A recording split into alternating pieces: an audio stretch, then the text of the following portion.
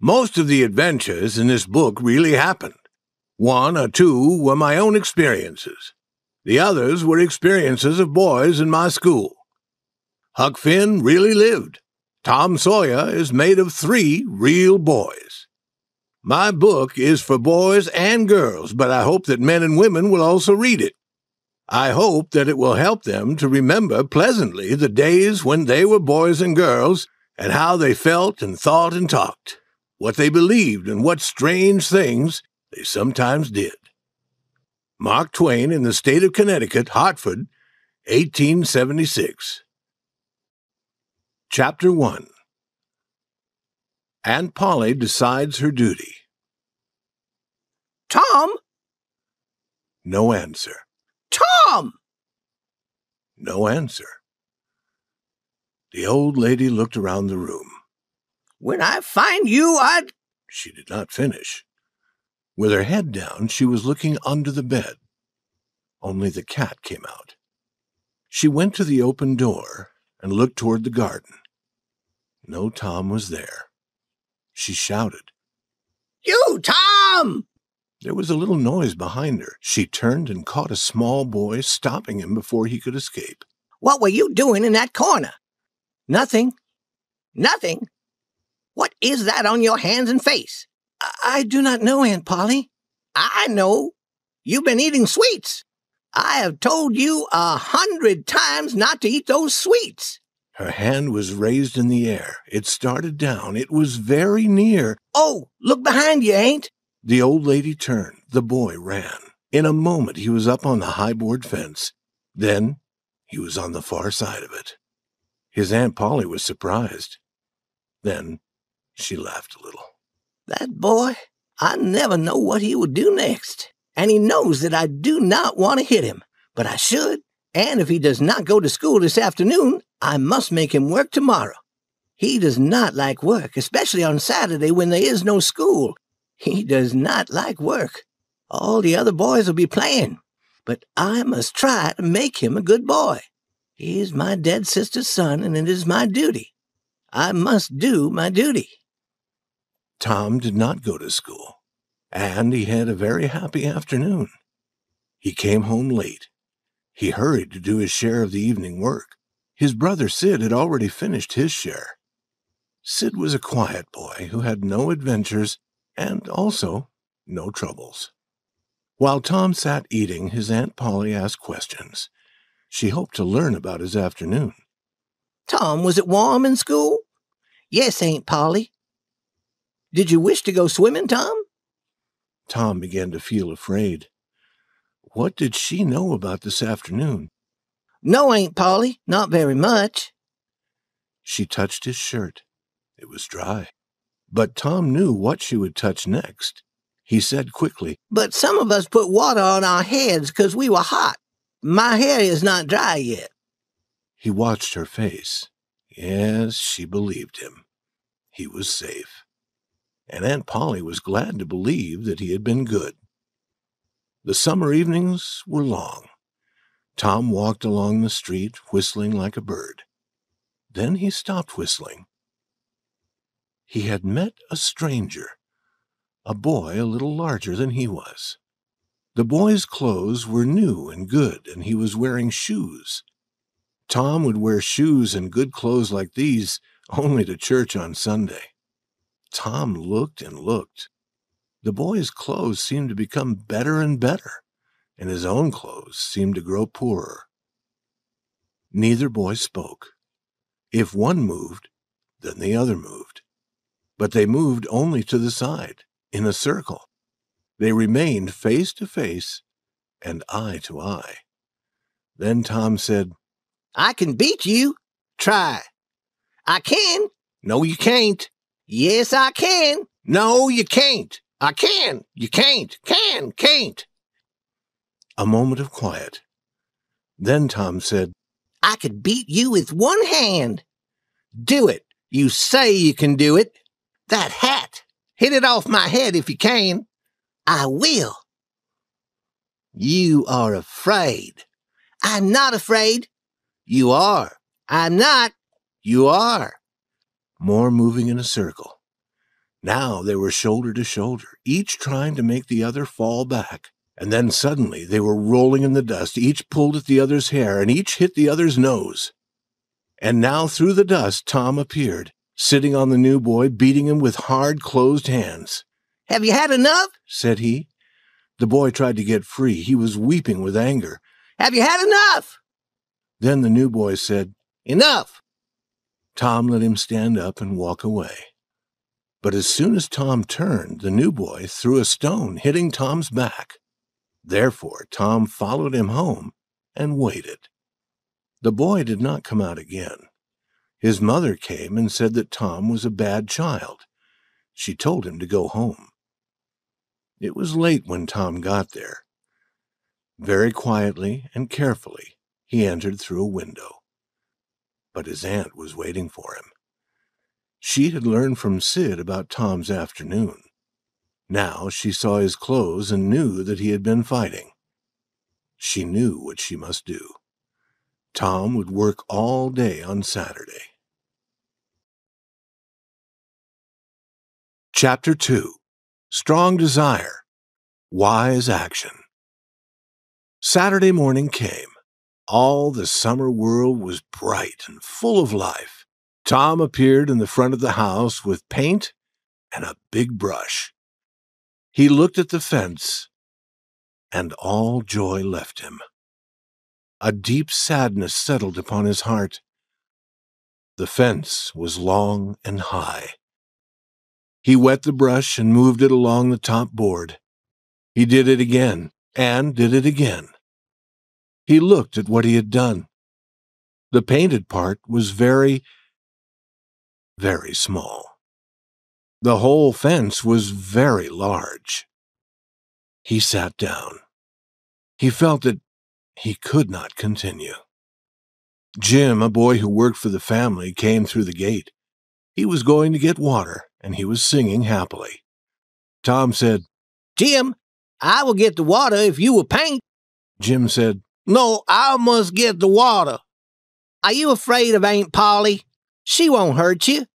She talks about it, but talk never hurts. It never hurts except when she weeps also. You should not be afraid of her. Jim, I will give you one of my playthings, and I will show you my foot. I will show you where I hurt it." Jim was only human. He took the plaything, and he put his head down for a look at the foot. In another moment, he was running down the street. Tom was painting as fast as possible, and Aunt Polly was returning to the house. But Tom began to think of the pleasure planned for this day. His hands moved more slowly. Soon the other boys would come and laugh at him for working. From his pocket he took everything that he owned. He looked at it. There was nothing of real value. It was not enough to buy another boy's help. At this dark moment, a wonderful idea came to him. It was like a great bright light. He took his brush and went quietly to work. Ben Rogers appeared soon. Tom had been especially afraid of Ben's laugh. Ben was eating an apple. Also, as he walked, he was making noises like those of a big riverboat. He would shout loudly, then he would say, "Ding dong dong," like a bell.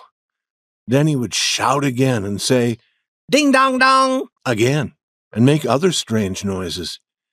He was the boat, he was the captain of the boat, and the boat bell. "Turner," he shouted. "Slower! Stop!" He made a slow, careful turn, came close beside Tom, and stopped. Tom continued his painting. He did not look at the boat. Ben said, "Hello, you are in trouble." No answer. Tom moved his brush gently and looked at the result. Ben came nearer. Tom wished for the apple, but he did not turn from his work. Ben said, "Hello, you must work, must you?" Tom turned suddenly. "Oh, Ben, is it you?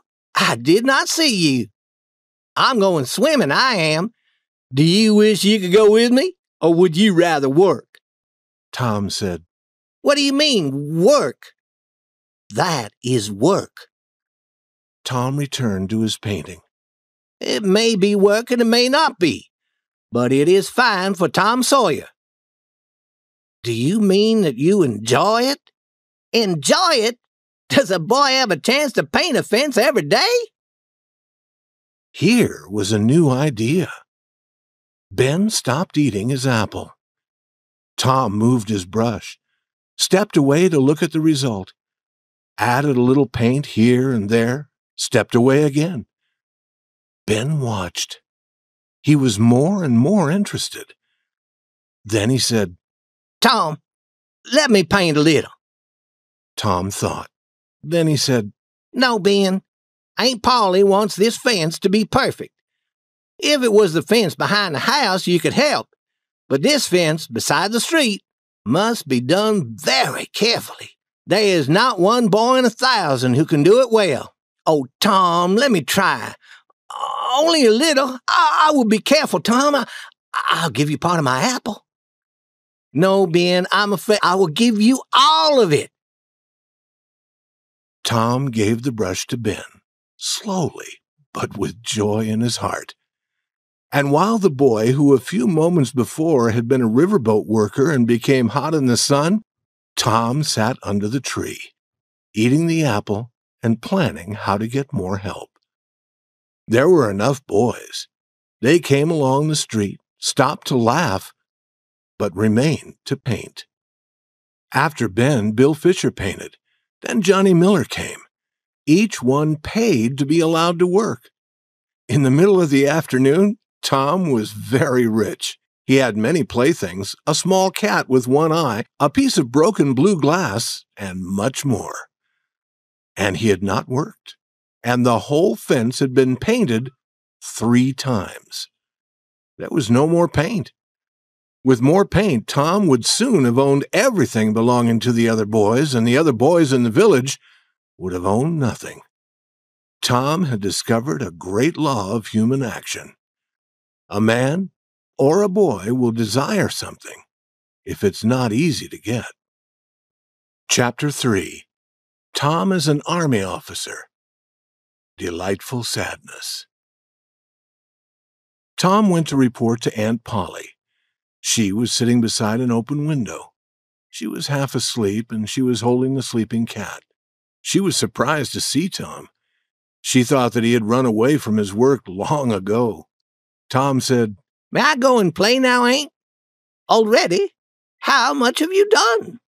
It is all done, Aunt. Tom, is that true? It makes me sad if you do not tell the truth. It is true, Aunt. It is all done.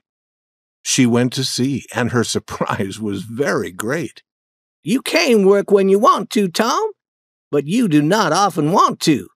Go and play, but remember to come home again. She gave him a large apple. She did not see him take a piece of cake as he passed through the kitchen. Tom hurried to the center of the village. There, 2 armies of boys had met for a battle. Tom was the leader, the general of one army, and his good friend Joe Harper was the general of the other. Tom and Joe did not fight. They sat together and sent their orders to the armies. When the battle was finished, they agreed to have another battle on another day. Then the armies marched away, and Tom started to go home alone. As he passed Jeff Thatcher's house, he saw a new girl in the garden. She had blue eyes and yellow hair. She was beautiful. Tom had loved a girl named Amy Lawrence. A week ago, she had said that she loved him. He had been happy and proud, but now, in a moment, she was gone from his heart. He watched the new girl until she discovered him. Then he looked at other places, as if he had not seen her. Then he began to jump and dance and walk on his hands, so that she would continue to watch him. She walked toward the house, and Tom's heart was sad. But she threw a flower over the fence. Then she was gone. Tom looked around. There was no person to see him. Slowly, he picked up the flower. He put it under his shirt, near his heart, and he stayed near the fence until darkness came. Then he went home to eat. He was full of joy. His aunt wondered why. Later that evening, his brother Sid was a bad boy. He took some sweets, but his aunt did not believe that Sid could be bad. She gave Tom the blow that she should have given to Sid. She learned the truth later and was sorry, but she said nothing to Tom. Therefore, Tom was very sorry for himself. He began to wish that he would die. She would feel sorry then. He could see himself being carried home from the river, dead, his hair wet, his troubles past. He went out into the darkness and went to the river. It would be good to drown, if he could drown without pain. He thought of his flower and took it from inside his shirt. Would the new girl be sad if he died? Would she put her arms around him? Or would she turn coldly away? This picture brought him much delightful suffering. He kept it a long time in his mind. Then he started home. He stopped near the Thatcher house. There was a light in one window. Was that the new girl's room? He lay down on the ground below the window with her flower in his hands. He would lie there and die in the cold. In the morning, she would look out the window and see him. The window opened suddenly. He heard the voice of a woman who worked for the Thatchers. She threw water out of the window and it fell on him. Tom jumped up and ran. Sid opened his eyes and saw Tom, ready for bed, looking at his wet clothes. Tom's wild eyes made Sid afraid. He did not dare to speak, but he would remember and tell his aunt. Chapter 4. Going to Sunday School. The sun rose upon a quiet world and looked warmly down upon the peaceful village. The family began the day by praying together. Then Tom did his Sunday studying. He was trying to learn some words from the Bible. Sid had already finished his studying, but Tom was slow. His mind was busy with other things. Tom was learning 5 verses. Some verses are long and some are short. Tom had found 5 short verses. Aunt Polly's daughter Mary helped him, and after a time he could say the verses without looking at the book. Mary gave him a knife for studying so well. It was not a good knife, but it was a knife. Tom was deeply delighted. Then Mary helped him to dress in his Sunday clothes. He hoped that she would forget his shoes, but she did not. When they were ready, the 3 children went to Sunday school. With his whole heart, Tom wished not to go. Mary and Sid enjoyed going. At the church door, Tom stopped to speak to a friend. Billy, do you have a yellow ticket? Yes. Will you sell it to me? What will you pay for it? Tom offered enough and received the ticket. Then Tom stopped other boys and bought more tickets, some red and some blue. He was busy with his buying for about 10 minutes. Then he went into the church. These tickets were given for learning the Bible verses. A blue ticket was given for 2 verses. A red ticket was equal to 10 blue tickets. A yellow ticket was equal to 10 red tickets. And for 10 yellow tickets, for learning 2,000 verses, the Sunday school teacher gave the student a Bible. It was a wonderful day when a boy or girl received one of those Bibles. Perhaps Tom did not want the Bible, but he did want the wonderful experience of receiving it. "Now, children," the teacher said, "sit up as straight as possible and listen. That is what good little boys and girls should do." While the teacher was talking, 3 gentlemen and a lady entered the church. The lady was leading a child. When Tom saw this small girl, waves of happiness went over him. He began hitting other boys, pulling their hair, doing everything to force the new girl to look at him and smile. He was quickly forgetting the water the woman threw from her window the night before. The gentleman and the lady went to the front of the church and sat down there. Then the teacher told who they were. One gentleman was Mr. Thatcher, who lived in the village. All knew him. But one was his brother, the great Judge Thatcher. He had traveled. He had seen the world. He came from a large town 12 miles away. The teacher wished that on this day he could give some boy or girl a Bible. He would have been proud to do that. The famous Judge Thatcher would know then that this was a fine Sunday school. But no child had enough yellow tickets. At this moment, when hope was dead, Tom Sawyer came forward. He had 9 yellow tickets, 9 red tickets, and 10 blue tickets. It was like a storm coming from a clear sky. The teacher had not expected Tom to gather so many tickets in 10 years. But here were the tickets. It was the surprise of the year. The teacher knew that it was strange. He could not understand how it had happened. He did not believe that Tom had learned 2,000 verses. He did not believe that Tom had learned 12 verses. The other boys watched Tom. All wished that they too had enough tickets for a Bible. Some boys suffered more deeply because they had sold Tom their tickets. They were able to understand what had happened. Tom had become rich by letting other boys whitewash the fence. He had been rich enough to buy their tickets. And now anger filled them.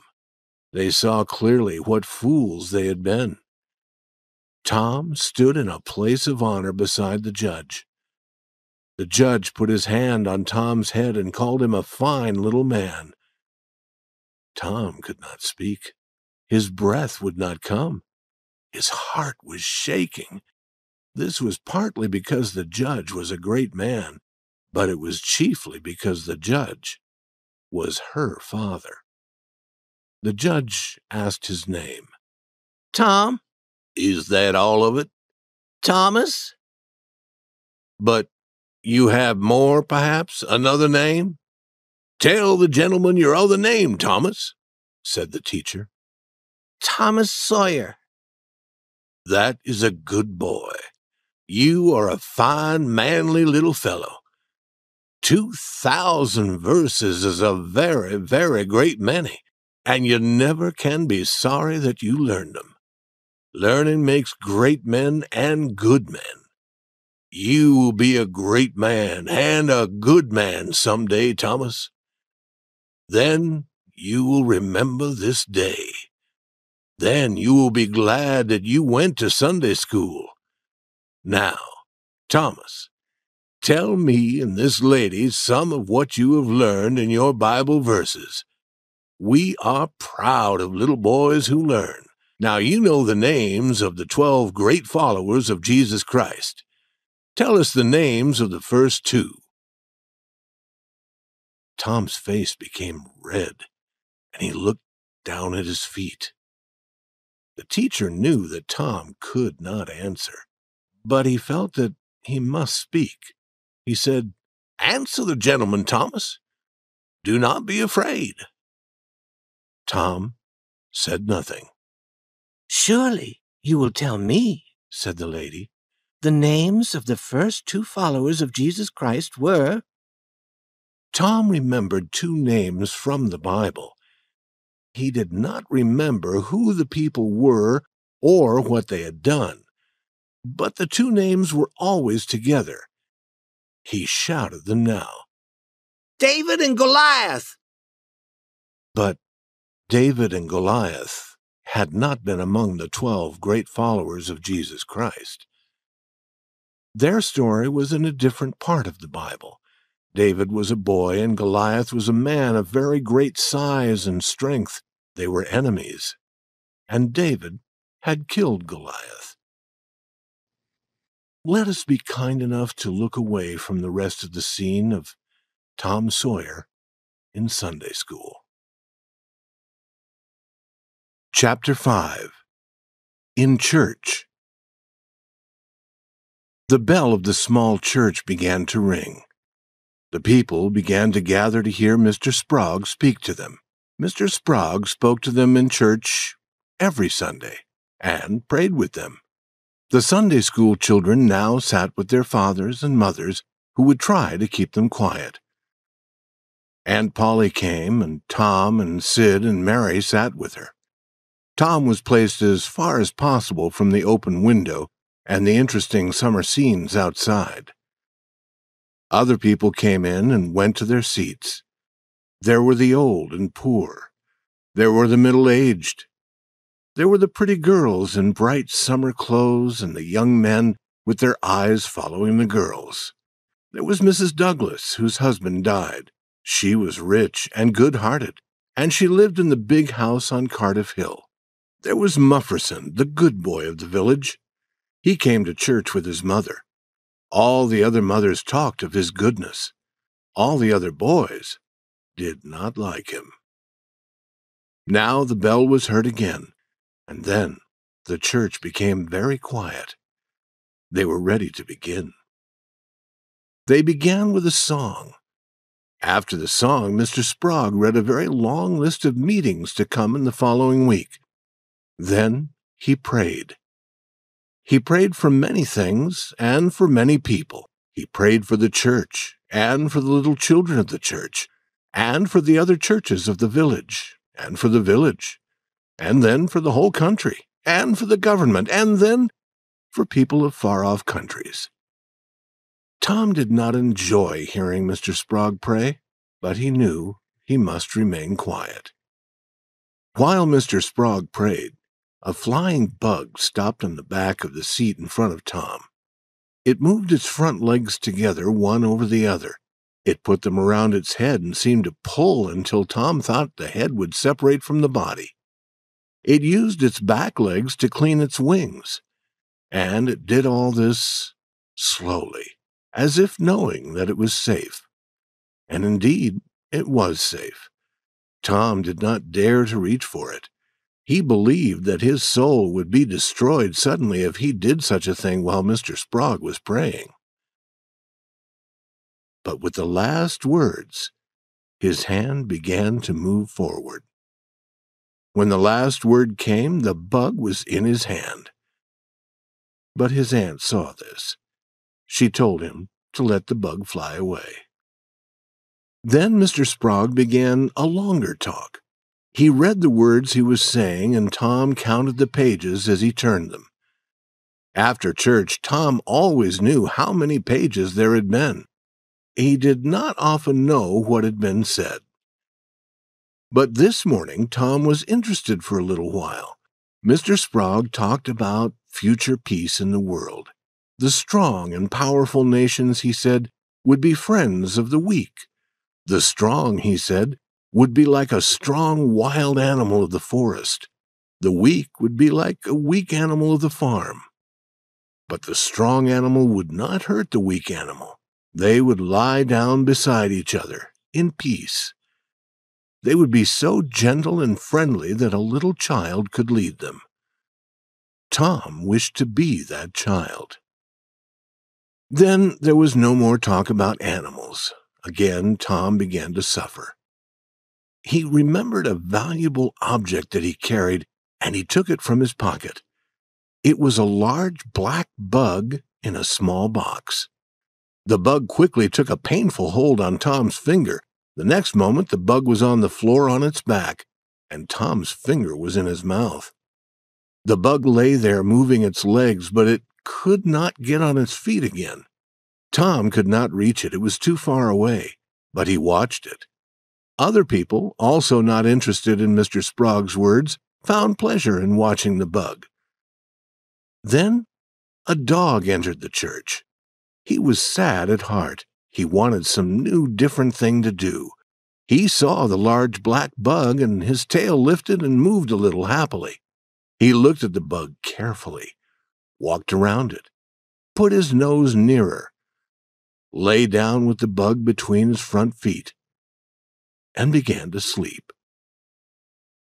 His head moved down. It touched the bug, and the bug took a painful hold on his nose. The dog cried loudly, shaking his head, and the bug fell again on the floor, on its back. People sitting near were laughing gently with their faces covered. Tom was completely happy. The dog seemed like a fool, and perhaps felt like a fool. There was anger in his heart also. He went near the bug again and began jumping at it. Moving in a circle, he jumped again and again. Then he had had enough of jumping. He found a smaller bug and followed it for a while. Then he had had enough of the smaller bug. Forgetting the large black bug, he sat down on it. With a wild cry of pain, he went running around the church. The bug kept its hold. The dog ran across the front of the church and across the back. His cries grew louder and louder. Then he jumped into his owner's arms. His owner threw him out a low window. Then slowly the sound of his voice grew softer and was gone as he quickly ran away. Now all the people in the church had red faces and were trying not to laugh. Mr. Sprague had stopped speaking. He began again, but it was not easy for him to continue. Here and there a laugh could be heard. All were glad when it was time to go home. Tom Sawyer went home quite happy. Church was a pleasure when something different happened. There was only one thing that he did not like. He was glad to let the dog play with his bug, but the dog should not have carried it away. Chapter 6. A Talk of Devils. Happy Hours. The next morning, Tom was very sad. This was the beginning of another week of slow suffering in school. He usually began this day wishing that there had been no Saturday and no Sunday. Because of them, school seemed more painful to him. He lay in bed thinking. If he were sick, he could stay home. He thought carefully about all the parts of his body, but he could discover no sickness. Then he looked at his foot. His foot had been hurt. He had an idea. He began to cry as if with pain. But Sid, in his bed across the room, continued to sleep. Tom's voice grew louder. Now he seemed to feel real pain in his foot. No result from Sid. Tom said, Sid! Sid! and tried shaking him. This time the result was good. When Tom cried again, Sid sat up and looked at him. He said, Tom, what's wrong? No answer. Now Sid tried shaking Tom. Tom said, Oh, do not do that, Sid. It hurts me. I must call Aunt Polly. No, do not call her, he cried loudly again. Then he said, I will forget everything bad you have ever done to me, Sid, when I'm dead. Oh, Tom, are you dying? Give back Cat with one eye to that new girl and tell her. But Sid was gone. He ran to his aunt. Oh, Aunt Polly, Tom is dying. Dying? I can't believe it. But she ran. Her face was white with fear. At the bedside she cried, Tom, what is wrong? It is my foot, Aunt, where I hurt it. The doctor must cut it off. The old lady sat down in a chair and laughed a little, then wept a little, then did both together. Feeling better, she said, Tom, you stop that and get out of bed. Tom stopped crying. And the pain stopped too. As he walked to school, he met Huckleberry Finn. Huckleberry's father was always drunk. None of the mothers in the village liked Huckleberry, but all the children liked him. They wished that they dared to be like him.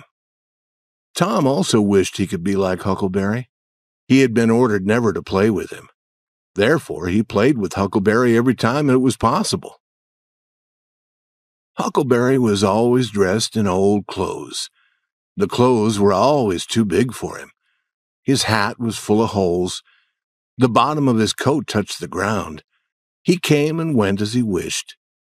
He did not sleep in a bed. He did not sleep in a house. He did not go to school or to church.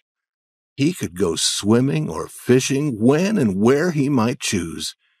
He was the first boy to wear no shoes in the early summer. He was the last boy to wear shoes in the early winter. He never washed. He had everything that any boy could desire. Tom said, "Hello, Huckleberry." "Hello yourself." "What's that?" "Dead cat." "Let me see him, Huck. Where'd you get him?" "From a boy." "Why do you want him, Huck?" "To take off these warts." Huckleberry showed Tom the small spots of thick, hard skin on his hands. "I take 'em off with a bean, Huck." "Yes, bean is good. I've done that." "How did you do it?" "You take the bean and break it in 2 pieces. Then you cut the wart and get some blood. Then you put the blood on half the bean. You make a hole in the ground. You put that half of the bean in the hole and cover it with the earth. You must do this in the middle of the night where 2 roads cross and when the moon is dark. Then you burn the other half of the bean. The piece of bean with the blood on it will try to pull the other half to it, and that helps the blood to pull the wart, and it's gone from your hand." "Yes, that is right, Huck. Although when you put the bean in the ground, you should say, 'Down bean, off wart, appear no more.' But how do you take off warts with a dead cat?" "You wait until a dead body of some bad person has been put in the ground. Then you take your cat and you go to that place before the middle of the night. At the middle of the night, a devil will come to carry the dead man away. Perhaps 2 or 3 devils will come. You can't see them. You can only hear a sound like the wind. Or perhaps you can hear them talk. And then, when they take the body away, you throw the cat after them.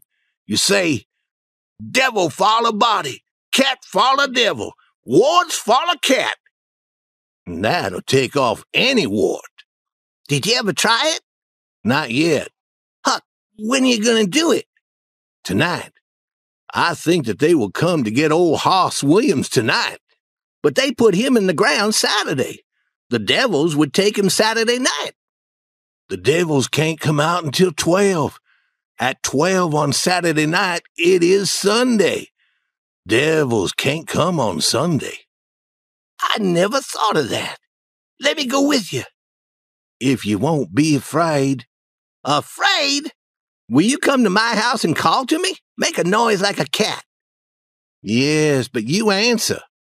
Another night I came to your house saying, 'Meow, meow,' like a cat, but you never answered, and your neighbor threw stones at me."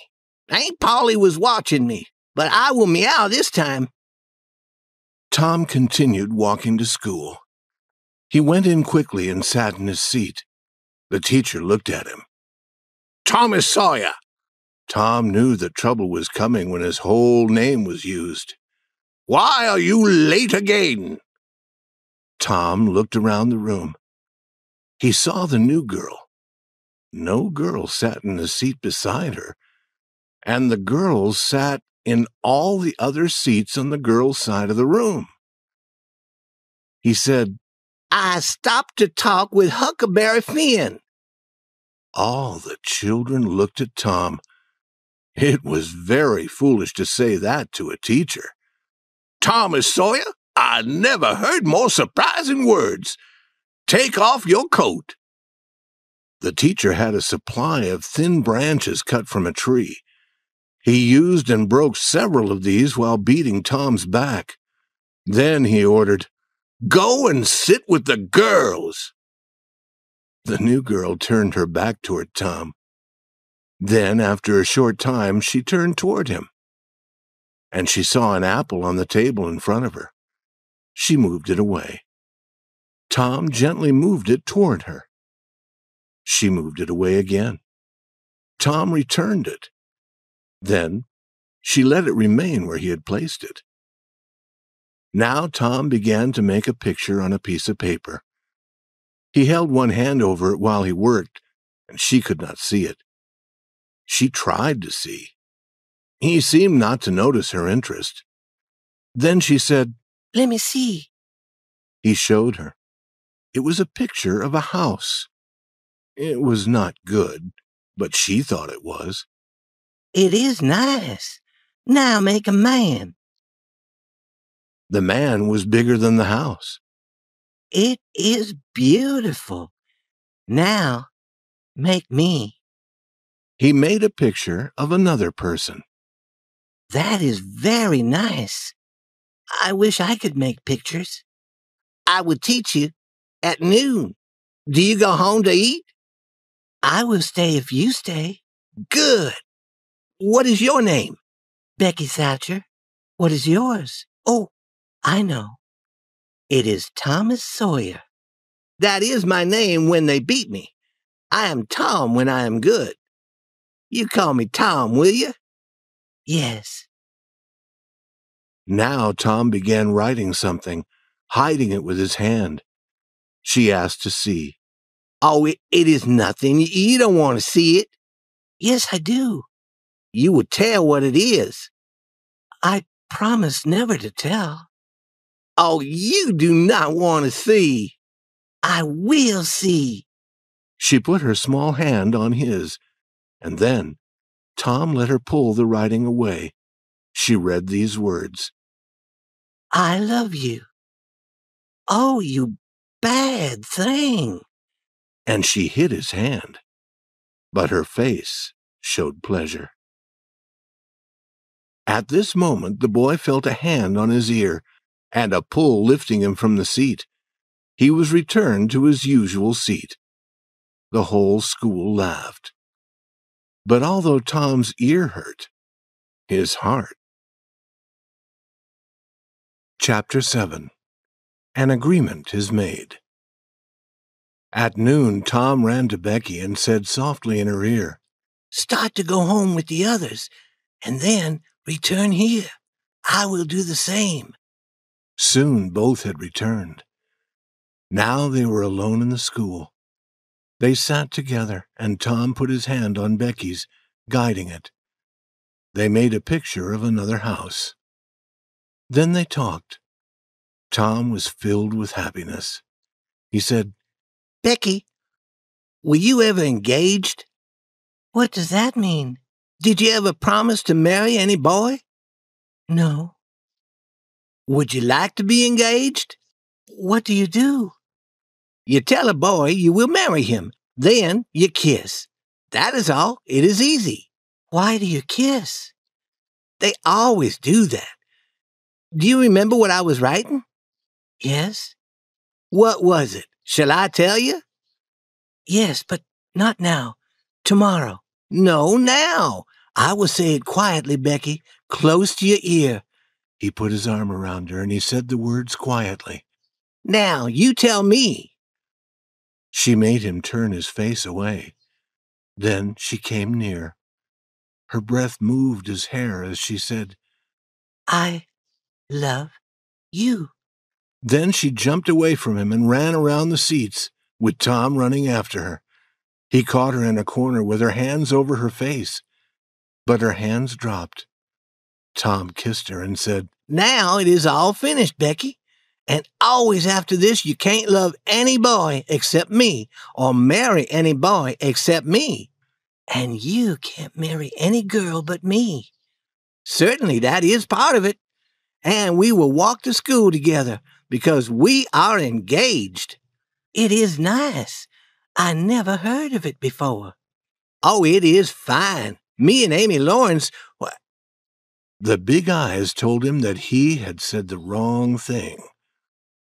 Oh, Tom, I am not the first that you were engaged to. She began to weep. I do not love her now. I do not love any girl except you. More weeping. Tom took from his pocket the thing he valued most. It was a ball-shaped object of no worth, but as bright as gold. Becky, take this. She hid it from his hand to the floor. Then, filled with anger, Tom marched out of the school and over the hills and far away. He would return no more that day. Becky had not really wanted him to go, and when he did not return within a few moments, she called, Tom, come back. Then she wept again.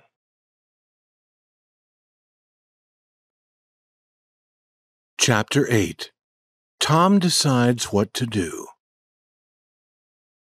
Half an hour later, Tom was beyond Mrs. Douglas's house on Cardiff Hill. He entered a thick forest, went to the center of it, and sat down under a tree. He was very sad. He wished that he could die. For a short time. But soon he began to think again of living. He would go far away to countries across the sea. How would Becky feel then? He would be a soldier and return famous after many wars. No, he would join the Indians and hunt and fight with them in the far west. But no, there was something better. He would sail across the seas in a long, fast, black ship. He would follow other ships, take the gold and silver they carried, and then send them to the bottom of the sea. That was it. He would be a pirate, famous in the whole world. Tom Sawyer the pirate. Yes, it was decided. He would start his journey the next morning. At this moment he heard a call from far away in the forest. He went to a place very near where he kept some of his things. From this place he took a long knife made of wood. He tied it to his side.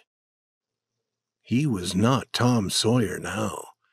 He dreamed he had become a famous leader named Robin Hood, who lived with his men hundreds of years before in another forest.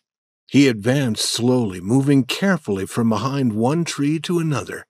Believing for the moment that he really was Robin Hood, he said, Stay where you are, my men. Do not move until I call. Now Joe Harper appeared. He, too, had a long wooden knife. Tom called, Stop! Who comes here into Sherwood Forest? No person enters my forest until I say that he may. I'm Guy of Guisborne, said Joe Harper, continuing the game. I go where I wish. Who are you? I am Robin Hood, as you shall soon know when you lie dead there on the ground. Are you indeed that famous man? Gladly I will fight with you. They took their two long knives and began a slow, careful fight. Then Tom said, Now fight faster. They were soon hot from their efforts. Fall, Tom said. You must fall. You fall. I'm fighting better than you. But the story of Robin Hood says that I kill you. Turn and let me hit you in the back. Joe turned, received the blow, and fell. Now, Joe said, rising, you must let me kill you. I can't do that. It is not in the story. It should be. Joe, you can be Robin Hood for a while. I will be Robin's enemy, and you can kill me. This was agreeable, and more fighting followed.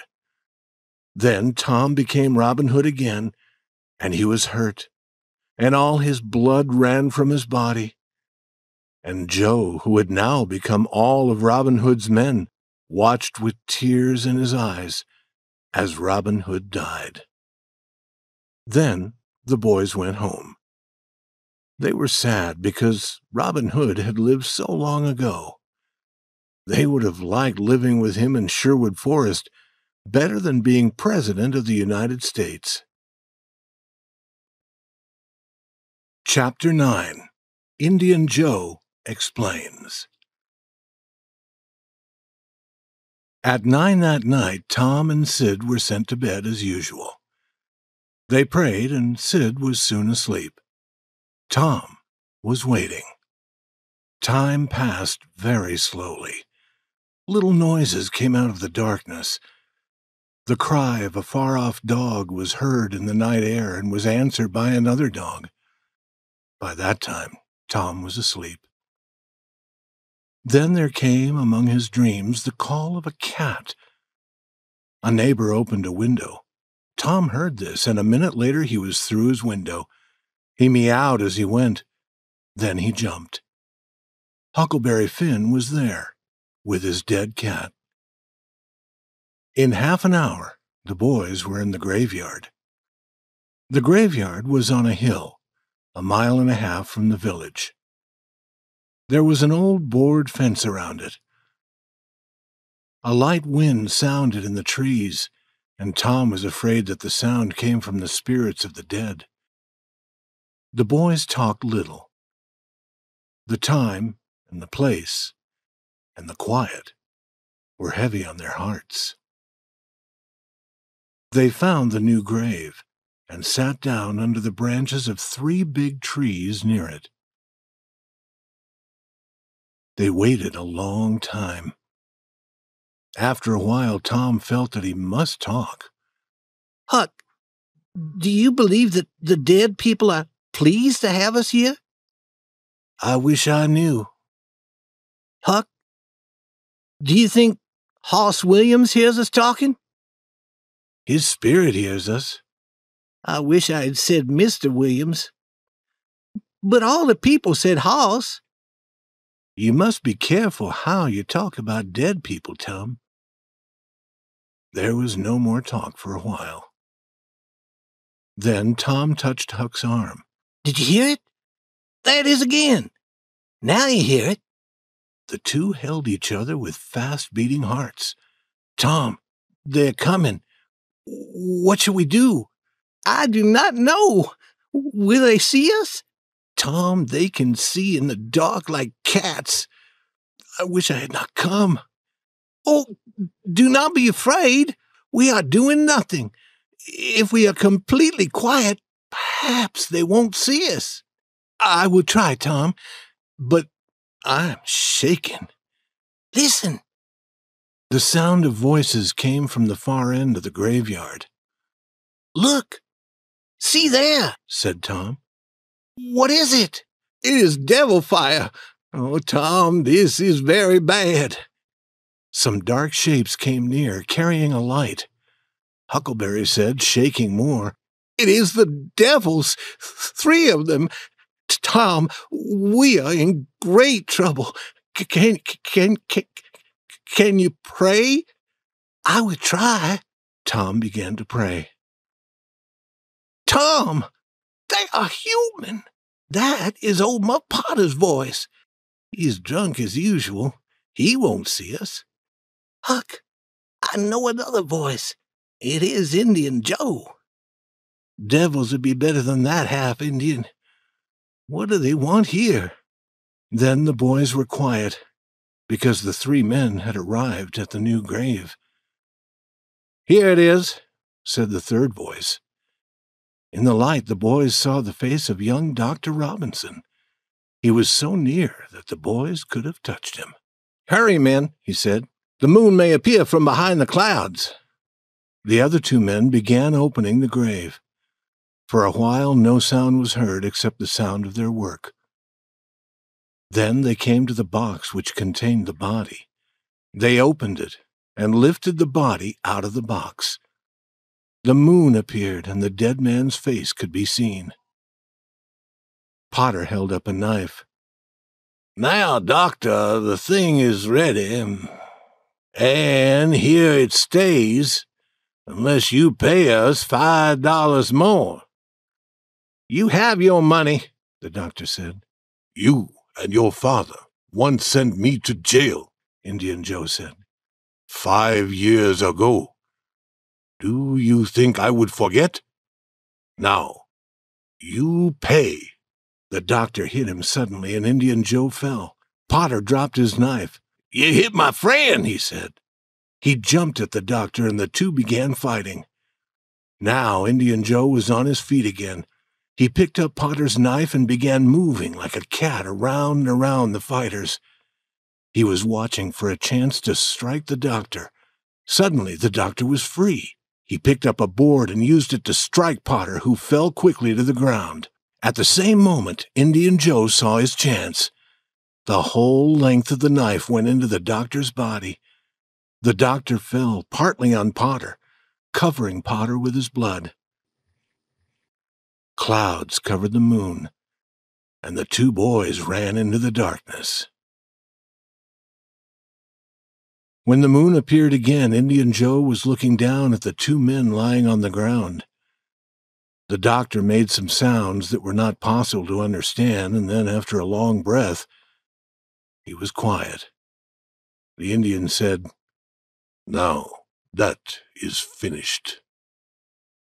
He put the knife in Potter's right hand. Then he sat down and waited. Soon Potter began to move. His hand closed on the knife.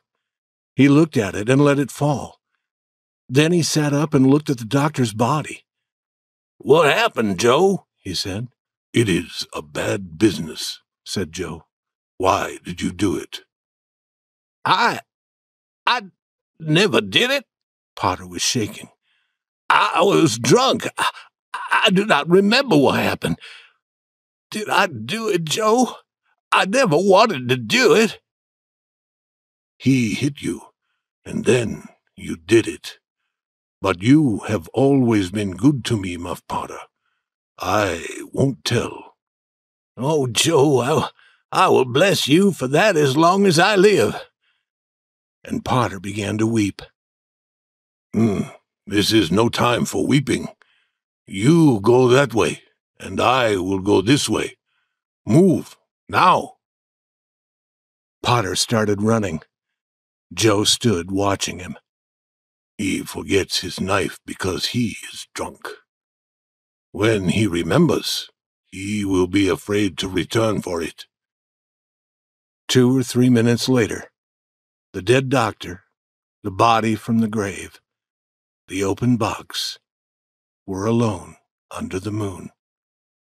The quiet was complete again. Chapter 10. The Promise, the Result of Fear. The two boys ran toward the village. They looked behind them, often afraid that they were being followed. After a while, they came to the edge of the village. There stood an old building which was not used. They ran through the open door and fell to the ground. "Huckleberry, what do you think will happen now?" "If the doctor dies, they'll hang Indian Joe." Tom spoke. "Who would tell about it? You and I?" "If we did, and if Indian Joe did not hang, he would kill us." "I was thinking that, Huck." "Let Muff Potter tell if he's fool enough. He's usually drunk enough." Tom continued to think, and then he said, "Huck, Muff Potter does not know what happened. The doctor had hit him with that board. Huck, are you sure that you won't tell?" "Tom, we can't tell. You know that. Indian Joe would drown us like 2 cats if we told. Tom, we must promise never to tell. It must be a strong promise, with writing and blood." Tom agreed with all his heart. This idea was what must be done. It was deep and dark and fearful. This was the hour and the place to do it. He found a clean, broad piece of wood. In his pocket he found something to write with. The moon was his light. Painfully he formed the words, Huck Finn and Tom Sawyer promise they will never tell about this, and they wish they may die in their footsteps if they ever tell. Then each boy cut a finger and signed in blood T.S. and H.F. Tom helped Huck to write his H and F. Then they made a hole in the ground near the wall of the building. They placed the piece of wood in the hole and covered it with earth. Now they were certain. Their mouths would never speak about what their eyes had seen. When Tom entered his house through his bedroom window, the night was almost gone. He took off his clothes very quietly and lay down. He believed happily that his aunt would never know that he had been away. But Sid was not asleep. The next morning his aunt gave him some food. Then she wept, and she asked him why he hurt her old heart. She wished to help him to be good. She tried and tried, but she could try no more. 1,000 beatings would have been easier for Tom. He wept, he promised to be good, but he felt that she did not believe his promises. He went to school, and there the teacher beat him and Joe Harper because they had run away from school the day before. Then he went to his seat. A hard object covered in paper was waiting for him there. He opened the paper. Inside was the bright, shining ball that looked like gold that he had given to Becky Thatcher. This was too much. Now, his heart was broken.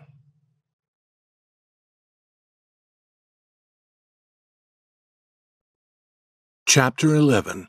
Tom's Troubled Mind. At noon, the whole village suddenly knew the fearful news. The story traveled quickly from man to man, group to group, house to house.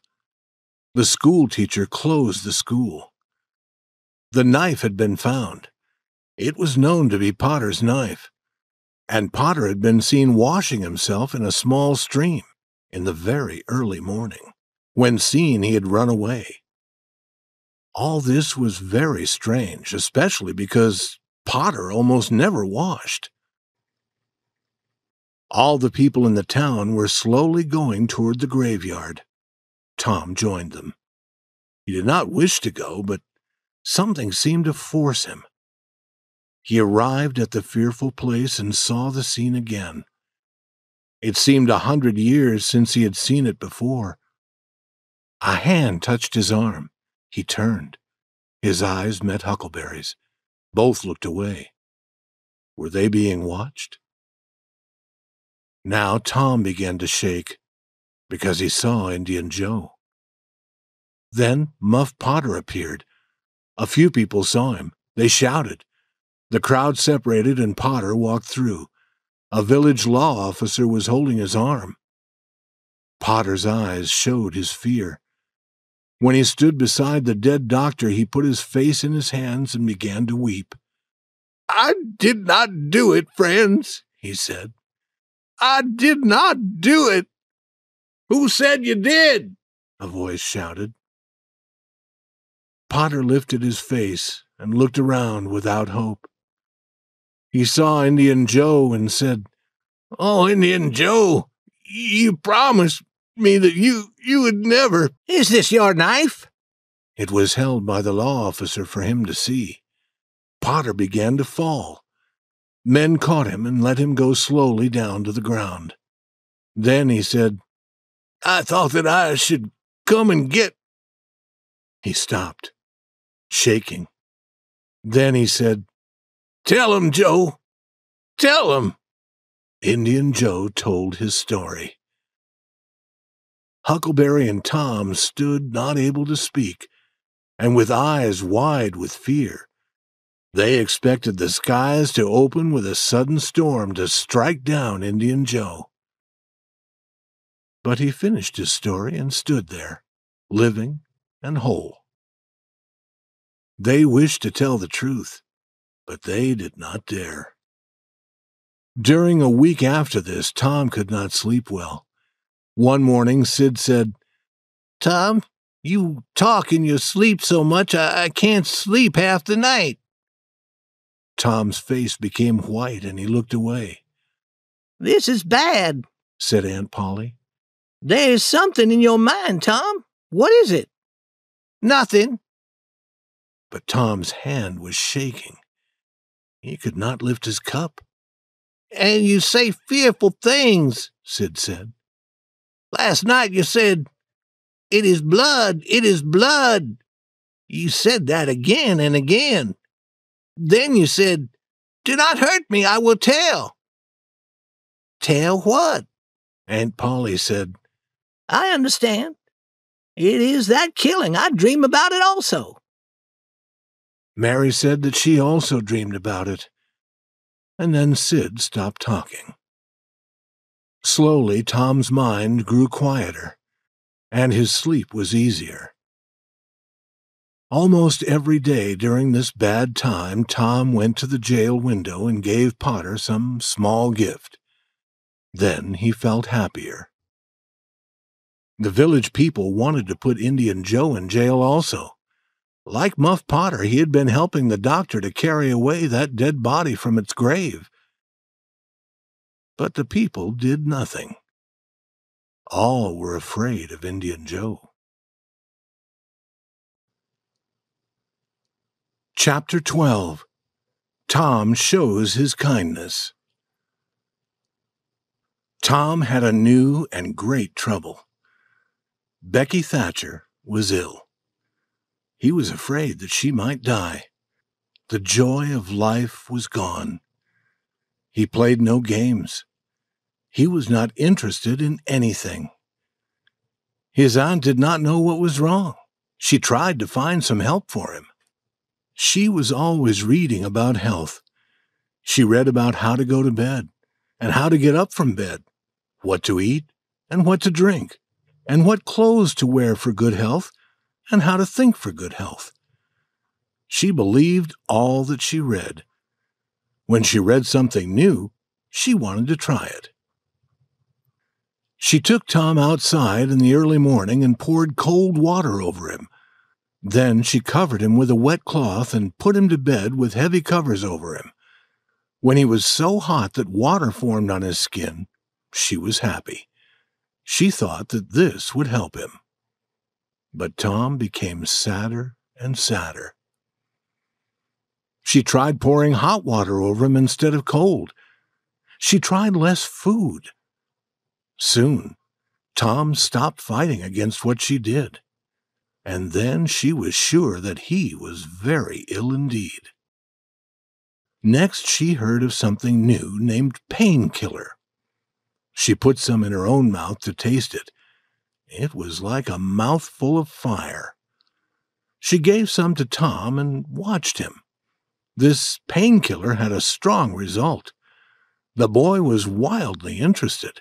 He acted as if she had built a fire under him. She knew that she had found the right thing.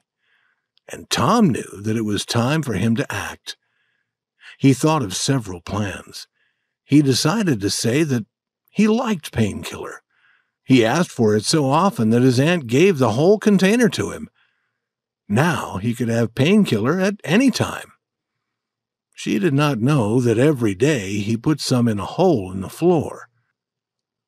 One day as he was doing this, the cat came in and seemed to want some of the painkiller. "You do not want it, Peter." But Peter continued to seem to ask for it. "Are you sure?" Peter was sure. "You have asked for it, and I will give it to you. I am a kind boy. But if you do not like it, remember that you asked." He opened the cat's mouth and put in some painkiller. Peter jumped high into the air and cried a wild cry. Then he started going around and around the room, running against chairs and tables. Next he stood on his back feet and danced with cries of joy. Then he went faster around the room again. Aunt Polly arrived. He rolled over and over and gave one last great cry and jumped through the open window. Tom was on the floor, weak from laughing. Tom, what's wrong with the cat? Cats always do that to show their joy. But Aunt Polly saw the painkiller. She knew what had happened. She caught Tom's ear and pulled him up, then hit him with her hand. Why did you do that to the cat? Because I'm sorry that he has no aunt to care for him. Has no aunt? Why do you say that? Because if he had an aunt, she would give him a drink that burned his mouth and not think of his feelings. She would say, if the drink was good for a human, it would be good for a cat. Aunt Polly thought, if it hurt a cat, it might hurt a boy also. She put her hand on Tom's head. I was trying to help you, and I was trying to help Peter, and it helped him. I never saw him move so fast. He was smiling at her now. Oh, Tom, I will not give you any more painkiller. Go to school and try to be a good boy. Tom was early at school. He was often early now. Today, as he often did, he waited at the gate. He did not play. He was sick, he said, and he seemed sick. Jeff Thatcher came down the road, and Tom's face was brighter, but quickly it was dark again. Jeff was alone. When he saw a girl's dress far away, he watched and watched, but the girl was never the right one. He entered the school and sat down to suffer. Then one more dress came through the gate. Tom's heart jumped. The next moment he was outside again, shouting, laughing, running after other boys, jumping over the fence, standing on his head. He was doing all this to make Becky Thatcher watch him. She never looked at him. Was it possible that she did not see him? He came running and shouting. He threw a boy's hat over the schoolhouse. He ran through a group of boys, and then he fell at her feet. She turned away with her nose raised high in the air. Some people always want other people to look at them. His face became red. He stood straight and walked quietly away. Chapter 13. The Young Pirates. Tom had decided now. He was sad and without hope. He was a boy with no friends. No person loved him. He had tried to do what was right, but they would not let him. Yes, they were forcing him into a bad life. He could now choose nothing else. He had come far from the village. He heard the distant school bell, and he knew that he would never hear it again. Tears fell from his eyes. Here he met his best friend, Joe Harper. Joe's eyes were filled with anger, and it was easy to see that there was a great and sad purpose in his heart. Tom said that he was going to travel around the world, never to return to the village. He hoped that Joe would not forget him. And Joe had come to say the same to Tom. They were two souls with only one thought. Joe's mother had beaten him, but he had done nothing. She plainly wished him to go away. Therefore, he was going. He hoped that she would be happy now. He hoped that she would never be sorry about sending her boy into the cold world to suffer and die. The two boys walked together. They agreed to be like brothers. They would never separate until they died. They began to plan. They decided to be pirates.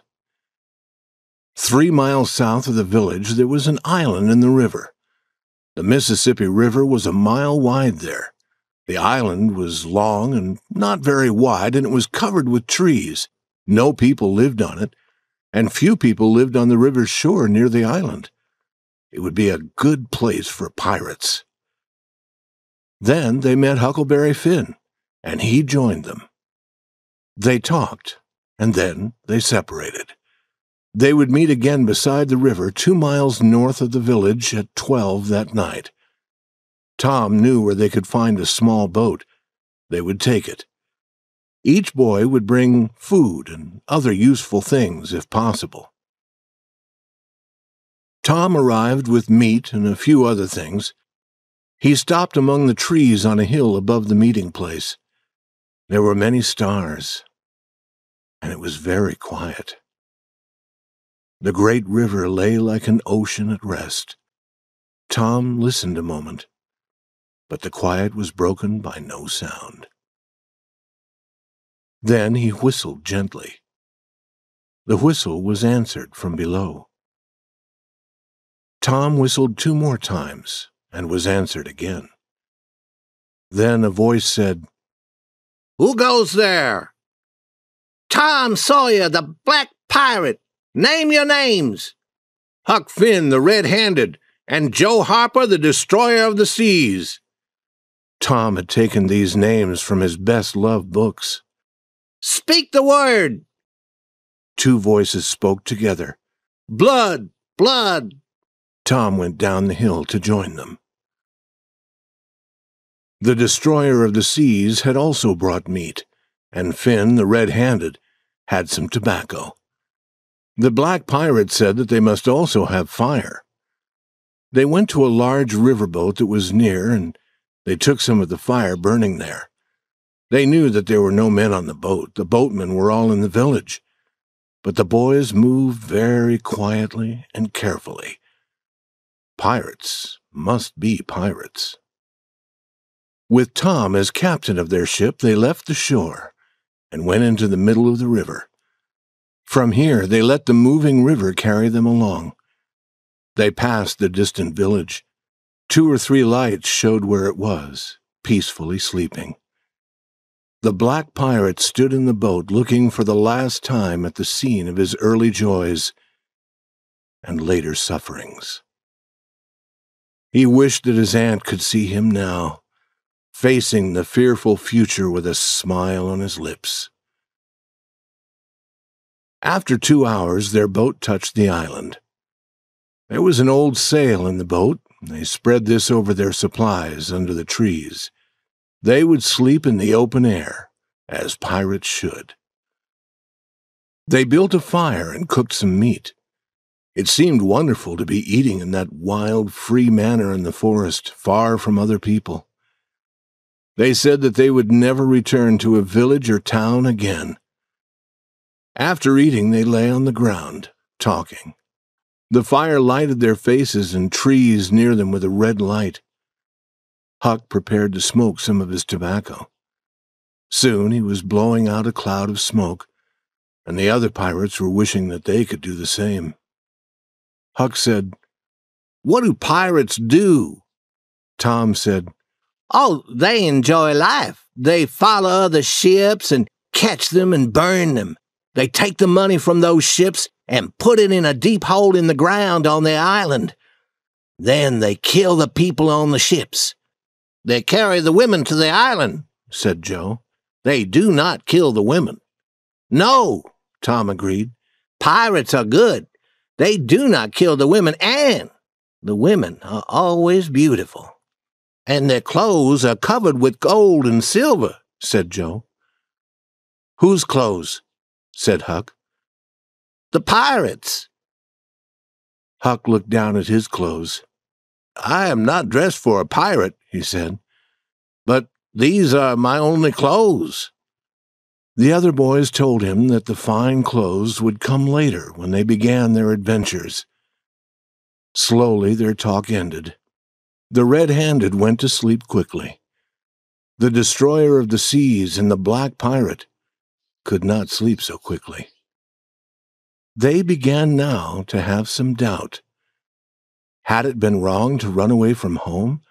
Had it been wrong to take the meat? The meat did not belong to them. They decided that they would never again take what did not belong to them. And with that decided, these pirates also were peacefully asleep.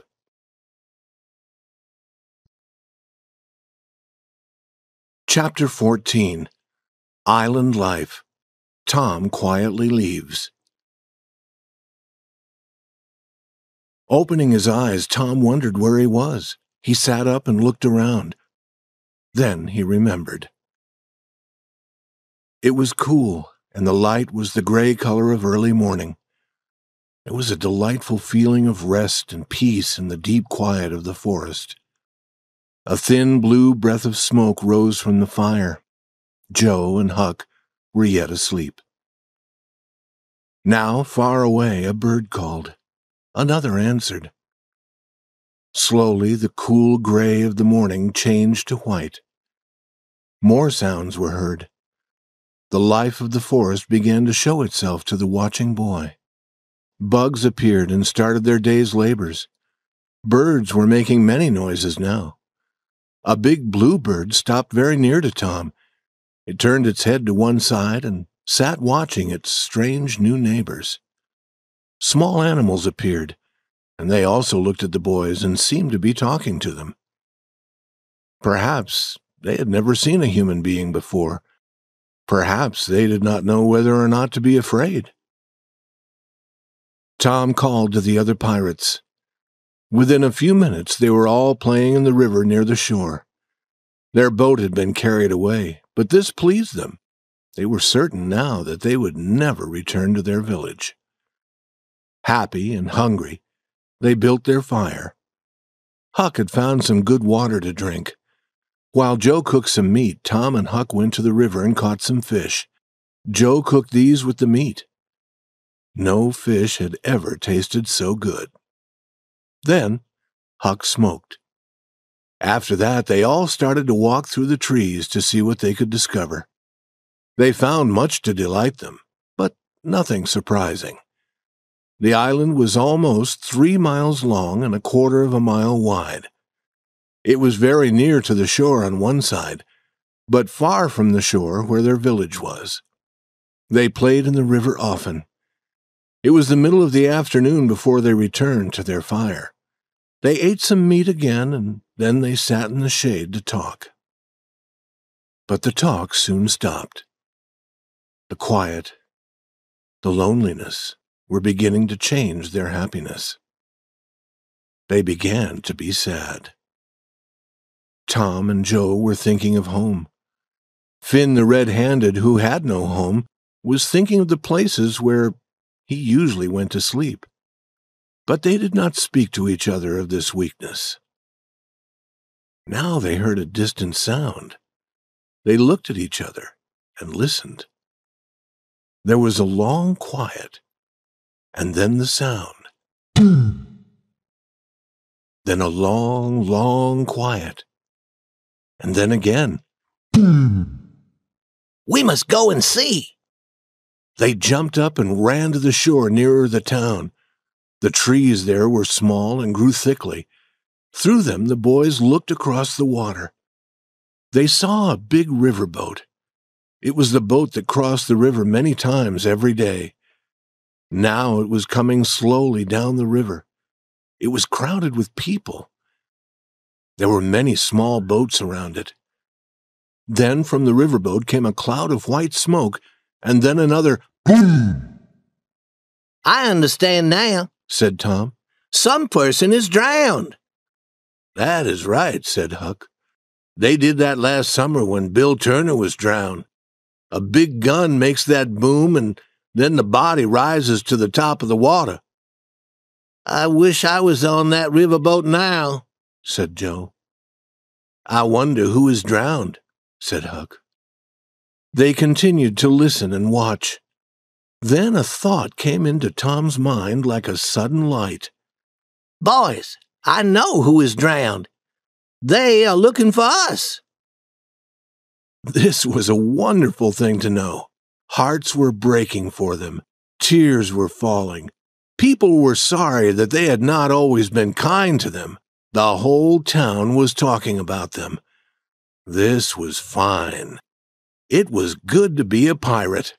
All doubt of that was gone. As darkness came, the riverboat returned to her usual business. The pirates returned to their fire. They were joyful that they were so important and were causing so much sadness. They caught more fish to eat. Then they talked about what the village people were thinking and saying. But as the night grew darker, they stopped talking and sat looking into the fire. Tom and Joe thought of persons at home who were not enjoying all of this. Joe began to speak of returning to the village. Tom laughed at him. Huck joined with Tom. Huck fell asleep. Then Joe fell asleep. Tom sat for a long time watching the others. Then he stood up. He found 2 pieces of thin wood on which he could write. After writing on the wood, he put one piece in Joe's hat. He put the other in his pocket. Then, carefully, he moved away among the trees. When he knew that they could not hear him, he began to run toward the river.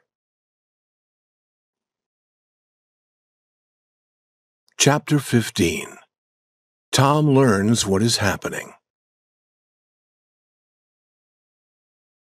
A few minutes later, Tom was walking into the water toward the shore where the riverboat was tied. The stream was not wide here, but it was strong. It carried Tom south, but after a while he arrived at the river's edge. He found a good place and pulled himself out of the water. He began walking north through the trees, near the shore. He arrived at an open area across the river from the village. The riverboat was lying near. Everything was quiet under the stars. Watching with both eyes, he entered the water again. There was a small boat tied behind the large boat. Soon he was pulling himself into the small boat. After a minute or two, he heard a bell. The riverboat began to move. He knew that this was the last time it would cross the river that night.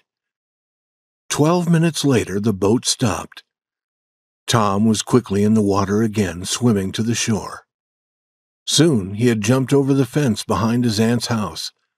He looked through a window into a lighted room. There sat Aunt Polly, Sid, Mary, and Joe Harper's mother. They were talking.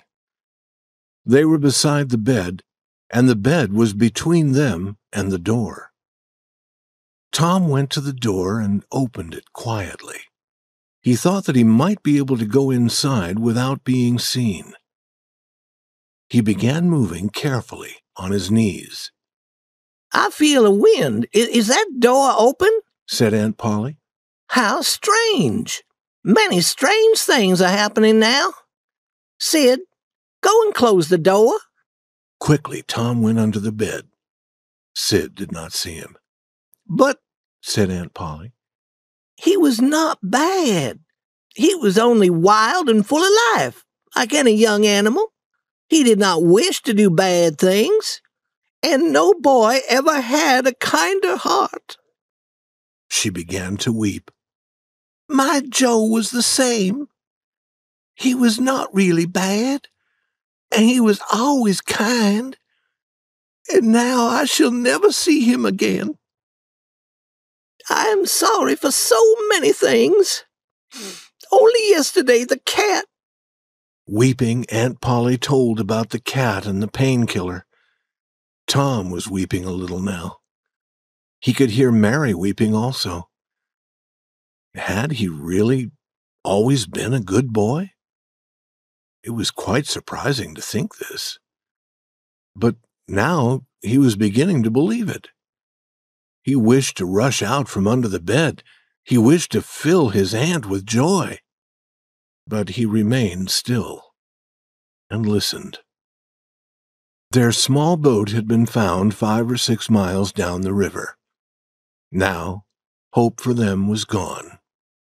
On Sunday, the whole village would pray in the church for the boys' souls. Mrs. Harper went home. Sid and Mary went to bed. Then Aunt Polly prayed for Tom. Her words and her old voice were filled with love. Tom's tears began falling again. Then she got into bed. She talked to herself, and she turned over again and again. Tom remained quiet for a long time, but at last she was still. Now the boy came out and looked down at her. He loved her, and he was very sorry for her. He took from his pocket the piece of wood with his writing on it. He placed it on a table. She would see it there in the morning. But then a new thought came to him. He considered it. His face grew bright. He put the wood into his pocket again. Then he kissed his aunt's lips and went out the door. He returned to the river and to the riverboat. There was a man who guarded the boat, but he would be sleeping. Tom knew that. It was easy to take the small boat. He got into it and moved it first up the river.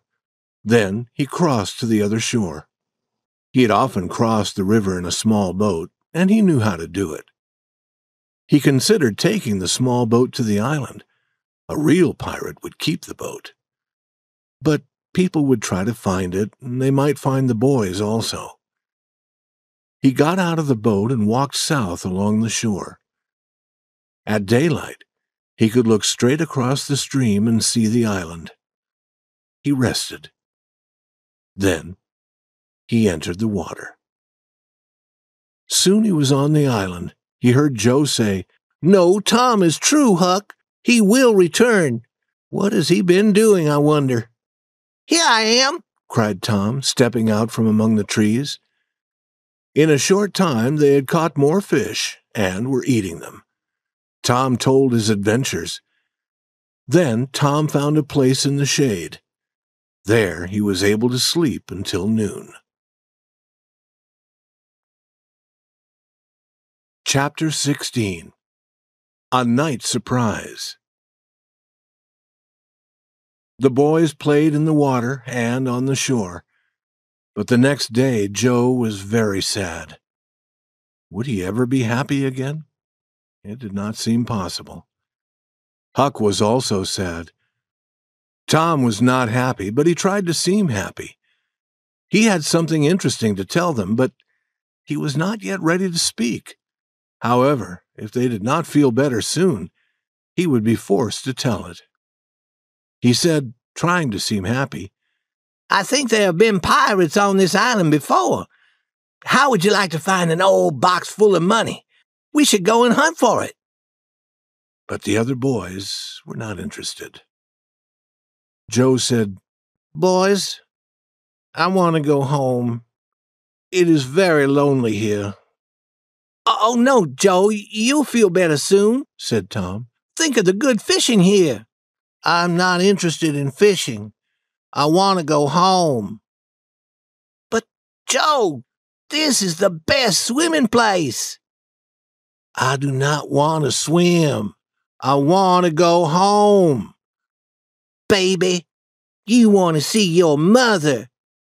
"Yes, I do want to see my mother, and you would want to see your mother if you had a mother. I am not a baby." "But you like it here, Huck. You want to stay? You and I will stay?" Huck said, "Yes." He did not seem very sure. "Let Joe go if he wants to go," Tom said. "We do not need him." Joe began to walk into the water, to start swimming toward the shore where the village was. Tom looked at Huck. Huck looked away. Then Huck said, "I want to go, Tom. We can go, Tom, can't we?" "I won't. You can go, but I'm going to stay." Huck started to walk sadly away. Tom felt a strong desire to follow. He hoped that they would stop, but they went slowly forward. Suddenly, Tom knew that it had become very lonely and quiet. He ran after the other boys, shouting, Wait! Wait! I want to tell you something." They stopped and turned. and he began walking into the water towards them. They listened to him without an answering word or smile. But after a while they began to understand. Then they shouted with joy. They said that he should have told them his plan sooner. That night after eating, Tom wanted to learn to smoke. Joe wanted to try also. With Huck's help, they began. Tom said, "This is easy. I could have learned long ago." "This is nothing," said Joe. "I could smoke all day. I do not feel sick." Tom said, "I wish that the other boys could see us now. Listen, we won't tell them. And then sometime when they are with us, I will say, 'Joe, I want to smoke.' And you will say, 'My tobacco is not very good.' And I will say, 'It does not need to be good if it is strong enough.' And then we'll both start smoking and surprise them." "That'll be good, Tom. I wish I could do it now." "And we will tell them that we learned to smoke when we were pirates, and they will wish that they had been here." The talk continued, but after a little time there was less talk. Joe said, "I've lost my knife. I'm going to find it." Tom said, "Let me help you. You go that way, and I will go this way." "No, do not come, Huck. We can find it." Huck sat down again and waited an hour. Then he was lonely, and he went to find his friends. Both were very white. Both were asleep.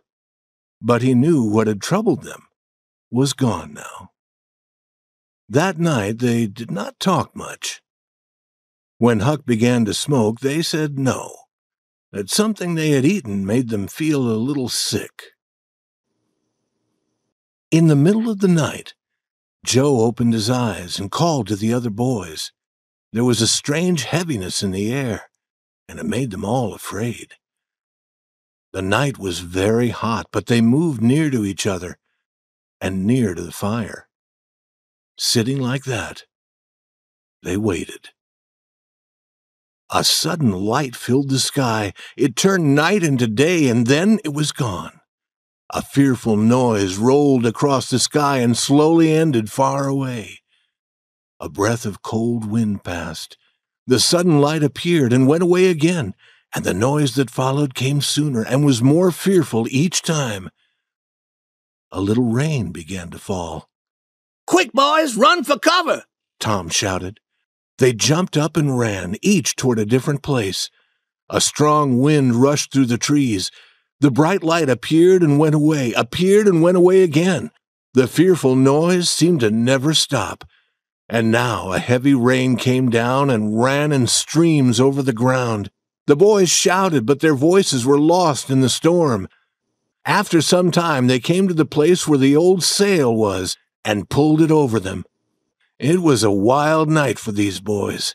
The wind caught the old sail and carried it away. Trees fell. The storm increased until they feared it might carry the island away. But the storm grew weaker and weaker, and peace returned. The boys found that their fire was not quite dead. They put some more wood on it, making it burn brightly again. They found some of their meat and cooked it. Then they sat by their fire until morning, talking of the night's adventure, because there was no dry place for them to sleep. When the sun began to shine, they rested in its warm light near the shore. There they remained, sleeping, until the sun became too hot. Then they had something to eat again. The desire for home was now strong in all of them. Tom tried to find a new game to interest them. He found one.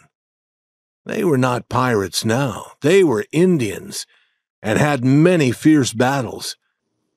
However, when the day ended, they smoked together, as Indians always did to show that they were at peace. And two of them learned joyfully that now they could smoke a little tobacco without being sick. Chapter 17. the success of Tom's plan. But there was no joy in the little town that same afternoon. The village was more quiet than usual. The people had little to say to each other. The children had no pleasure in their games. Becky Thatcher was walking near the school. She thought, "Oh, I wish I had not returned to Tom that bright, shining ball he gave me. I have nothing to help me remember him. He's gone now, and I shall never, ever see him again." She walked away with tears rolling down her face. Then a large group of boys and girls, friends of Tom and Joe, came to the school and stood looking over the fence into the yard where they had played together. They spoke of things Tom and Joe had said, and of things Tom and Joe had done. They tried to learn who was the last to see the two boys. The children who were the last to talk with Tom and Joe felt very important indeed. One boy, who also wished to feel important, said, "I had a fight with Tom Sawyer, and he was stronger than I was." But most of the boys could say that. The next morning, the church bell did not stop as it usually did after calling the people to church. It continued to ring. The people from the village gathered. Outside the church, they talked. But in the church, all was very quiet. The little church was filled with people. After a long time, Aunt Polly entered, followed by Sid and Mary, and by the Harper family. All were wearing black clothes. The other people in the church stood up. They remained standing while the two families walked to the front of the church and sat down. It was quiet again. All prayed, and then a song followed. Now the church leader began to talk of the boys. He told how good they had been. People were sorry to remember that they had not seen the truth earlier when they had thought that these boys were bad. Tears were falling from all eyes. The sound of the church door opening slowly was heard. One pair of eyes and then another turned to look. Then all in the church seemed to turn at the same time, and people rose and watched while the three dead boys walked to the front of the church. Tom was first, Joe next, and last came Huck. They had been listening to every word. Aunt Polly, Mary, and the Harpers put their arms around Tom and Joe. Huck stood alone, not knowing what to do. He started to move away, but Tom stopped him and said, "Aunt Polly, this is not right. Some person must be glad to see Huck, and some person shall be. I am glad to see him, dear boy." She put her arms around him also, and now Huck felt more strange than before. "Sing, and sing your best," cried the church leader. And all the people did sing. There had never been such singing in that church. Tom Sawyer, the pirate, knew that no moment in his life could be prouder than this. Chapter 18. Tom's Wonderful Dream. That was Tom's great plan, to return home with the other pirates and go to the church to hear the people pray for their souls. They had returned across the river in the darkness the night before, and had stayed in the forest until nearly daylight. They had entered the church and finished their sleep there before the people came. Then they appeared at the most important moment. The next morning, Aunt Polly and Mary were very loving toward Tom. He had everything he wanted to eat. There was much more talk than usual. Aunt Polly spoke. "We can laugh now, Tom, but you were not very kind to let me suffer. You came across the river to surprise us in church. Why could you not come across the river to tell me that you were not really dead?" "Yes, you could have done that, Tom," said Mary. "I believe you would have done it if you'd thought of it." "Would you, Tom?" said Aunt Polly. Her face was brighter at this thought. Would you, if you thought of it? I hope you love me enough to do it. Did you think of it? Tom is always rushing, Mary said. He never thinks. Sid would have thought, and Sid would have come. Tom, someday you'll be sorry. You will wish that you had cared more for me, but then it will be too late. I do care for you, said Tom. I wish that I had thought, but I dreamed about you. A cat does as much as that. What did you dream? I dreamed that I saw you sitting there by the bed. Sid and Mary were sitting with you.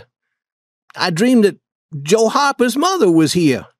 Indeed, she was one night. Did you dream any more? Yes, but I can't remember all of it. Try, Tom. Try to remember. You said that the door must be open because you could feel the wind coming in. You said that was strange. And you told Sid. What did I tell Sid, Tom? You told him, you told him to close the door. And you were talking about me. I remember better now. You said that I was not bad. You said that I was only wild and full of life like any young animal. I never heard anything like this in all my life. And some people say that dreams are never true.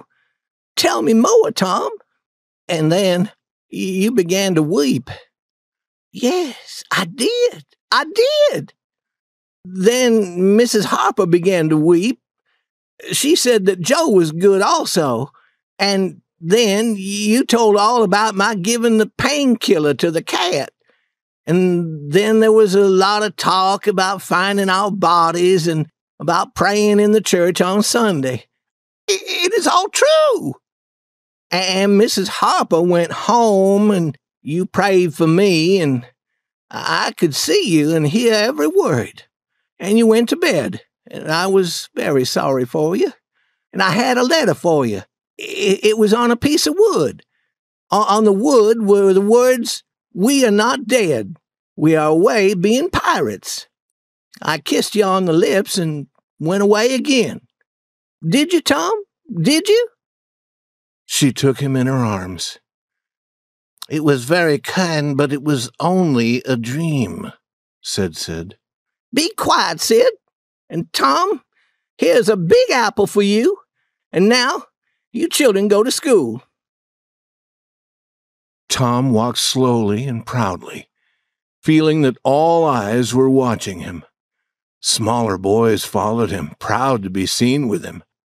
Boys of his own size tried not to show that they knew he had been away. But they did know. They wished that they had sun-browned skin like his. They wished that they were as famous.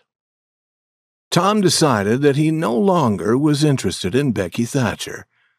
Being famous was enough pleasure for him. When Becky arrived at school, Tom seemed not to see her. But he saw her playing with other boys and girls. He saw that she often came near him and looked at him, and he began talking to Amy Lawrence. Becky tried to go away from him, but her feet would not do as she wished. They carried her near the group around Tom. She said to one of the girls, "Mary, where were you yesterday? I wanted to tell you about the picnic." "Oh? Whose picnic?" "My mother is going to let me have one. I hope that she will let me come. It will be my picnic, and I may ask those that I want. I want you and all my friends to come." She looked at Tom, but he was talking to Amy Lawrence. Now the others in the group began asking if they could go to the picnic. Soon all had asked except Tom and Amy. Tom turned away. Becky's legs were shaking and tears came to her eyes. She would not let the others see her sadness. She went away alone to think of what to do. When Tom saw her again, she and a boy named Alfred Temple were sitting together, looking at a book. Now Tom suddenly wanted to stop talking to Amy. He escaped from her and went to look again at Becky and Alfred Temple. And Becky seemed not to see Tom, but she saw him, and she saw that he was suffering, and she was glad. That Alfred Temple, Tom thought. Alfred Temple in his fine clothes. I will catch you. I will take you. And he began hitting the air as if he were fighting with the other boy. At noon, Tom went home. Becky again looked at the book with Alfred, hoping that Tom would see them. But Tom did not appear. Suddenly she began to weep. She left Alfred and walked away. Alfred followed, hoping to find some way to make her happy again, but she said, "Go away. I never want to see you again." Alfred was quick to understand. Becky had been trying to make Tom suffer. Alfred went into the school. He saw one of Tom's books and thought how he could hurt Tom. He opened the book to the page they were to study that afternoon. He destroyed the page in a manner that would make it seem that Tom had done it. Becky, looking in the window, saw him do it. She thought of telling Tom. Then she decided that she would not. She would let the school teacher beat Tom for what had happened to his book. Chapter 19. Tom Tells the Truth. Tom arrived at home feeling very sad, and his aunt's first words made him feel no better. "Tom, I ought to beat you. Aunt Polly, what have I done? I went to see Mrs. Harper to tell her about your dream. Joe had already told her that you were here that night. Tom, I do not know what to think of a boy like you. I believed your story of your dream. I expected her to believe it. Why did you let me be such a fool? Aunt Polly, I wish I had not done it. I did not think. Oh, child, you never think. You never think of anything but yourself. You could think of enough to come here and laugh at our troubles. You could think to tell that story of a dream, but you could not think to save us from suffering. Aunt Polly, I know that it was bad, but I did not plan to be bad, and I did not come here that night to laugh at you. I came to tell you that we were not drowned. I did not want you to be sad. Tom, I would be thankful to believe that, but I doubt that you had such a thought. Yes, I did. It is the truth. I wanted to save you from being sad. Then why did you not tell me, child? You began talking of Sunday and all the people praying for us in the church, and I began thinking about going there on Sunday. And I put my letter in my pocket and went away. What letter? The letter to tell you that we were pirates. I wish now that you had opened your eyes when I kissed you. Did you kiss me, Tom? Are you sure? Yes, I did, Aunt. Why did you kiss me? Because I loved you, and you were weeping in your sleep, and I was sorry. The words sounded like the truth. The old lady said, "Kiss me again, Tom, and then go to school." When he was gone, she looked at his little coat. In the pocket she found his piece of wood with the writing on it. She read the words with tears falling from her eyes. Then she said, "Now, I could forget anything bad that boy does. I could forget 1,000,000 bad things." Chapter 20. Becky Has a Problem. Tom was happy again. He started walking to school and soon saw Becky Thatcher also going toward the school. Quickly he ran to her and said, I'm sorry I acted as I did this morning, Becky. I won't ever be like that again. Please let us be friends." The girl stopped and looked into his face. "Go away, Mr. Thomas Sawyer. I will never speak to you again." Then she started walking again. Tom was so surprised that he could think of nothing to say. and he was filled with anger. If she were a boy, he knew that he would fight her. Becky was also full of anger. She was thinking of the pleasure of watching the teacher beat Tom for destroying a page in his book. She did not know that she would soon have trouble also. The teacher had a book that he was studying. Every day he would read some pages when he was not busy. Every boy and girl in the school wondered about this book, but none had ever seen its pages. Now, as Becky passed the teacher's table, she saw the book. She opened it and began to look at it. Then Tom appeared at the door. Becky hurried to close the book. Her hand caught the page, and suddenly it was in two pieces. Becky began to weep. "You were bad, Tom Sawyer, to come and watch me. And now you will tell the teacher, and he will beat me. And what shall I do? I have never been beaten in school. But I know what is going to happen to you. You wait, and you will see." Then, weeping, she ran outside. Tom said to himself, "What a fool a girl is.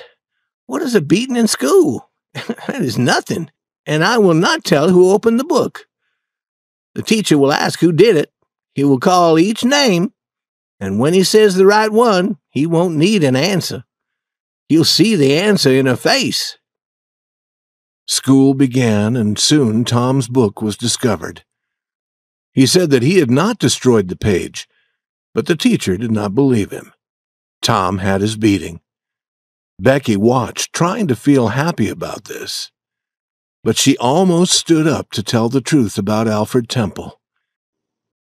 An hour passed. The boys and girls were all busy with their books. The teacher opened his book.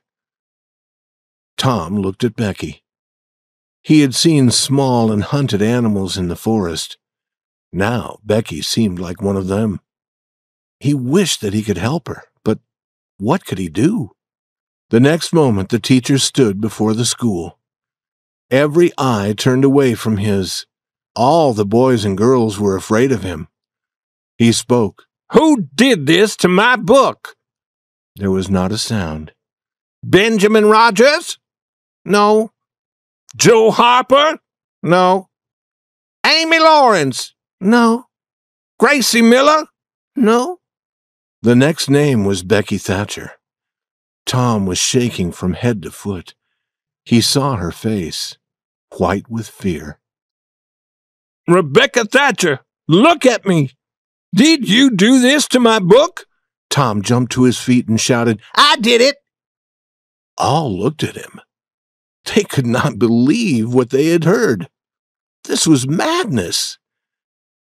Tom stepped forward to take his beating.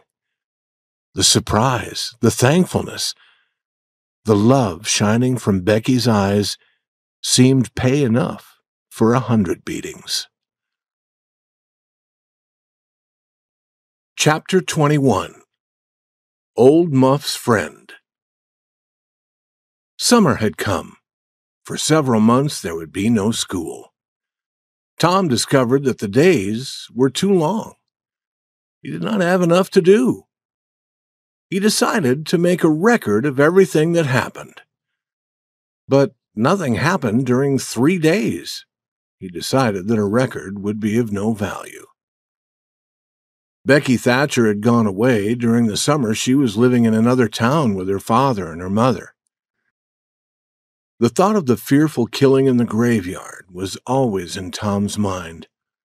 It was like a pain that would not go away. Then Tom became sick. For 2 long weeks, Tom remained in bed without knowing what was happening in the village. He was very ill. He was interested in nothing. Then he seemed to be better. But after a day, he was ill again. He was in bed for 3 more weeks. In the warm, sleepy village, something began to happen. A judge was coming to listen to the story of the killing in the graveyard. He would decide what to do about Muff Potter. Every person in the village talked of this. Tom could not escape from it.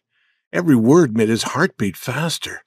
He was always afraid when people talked to him about it. He took Huck to a lonely place.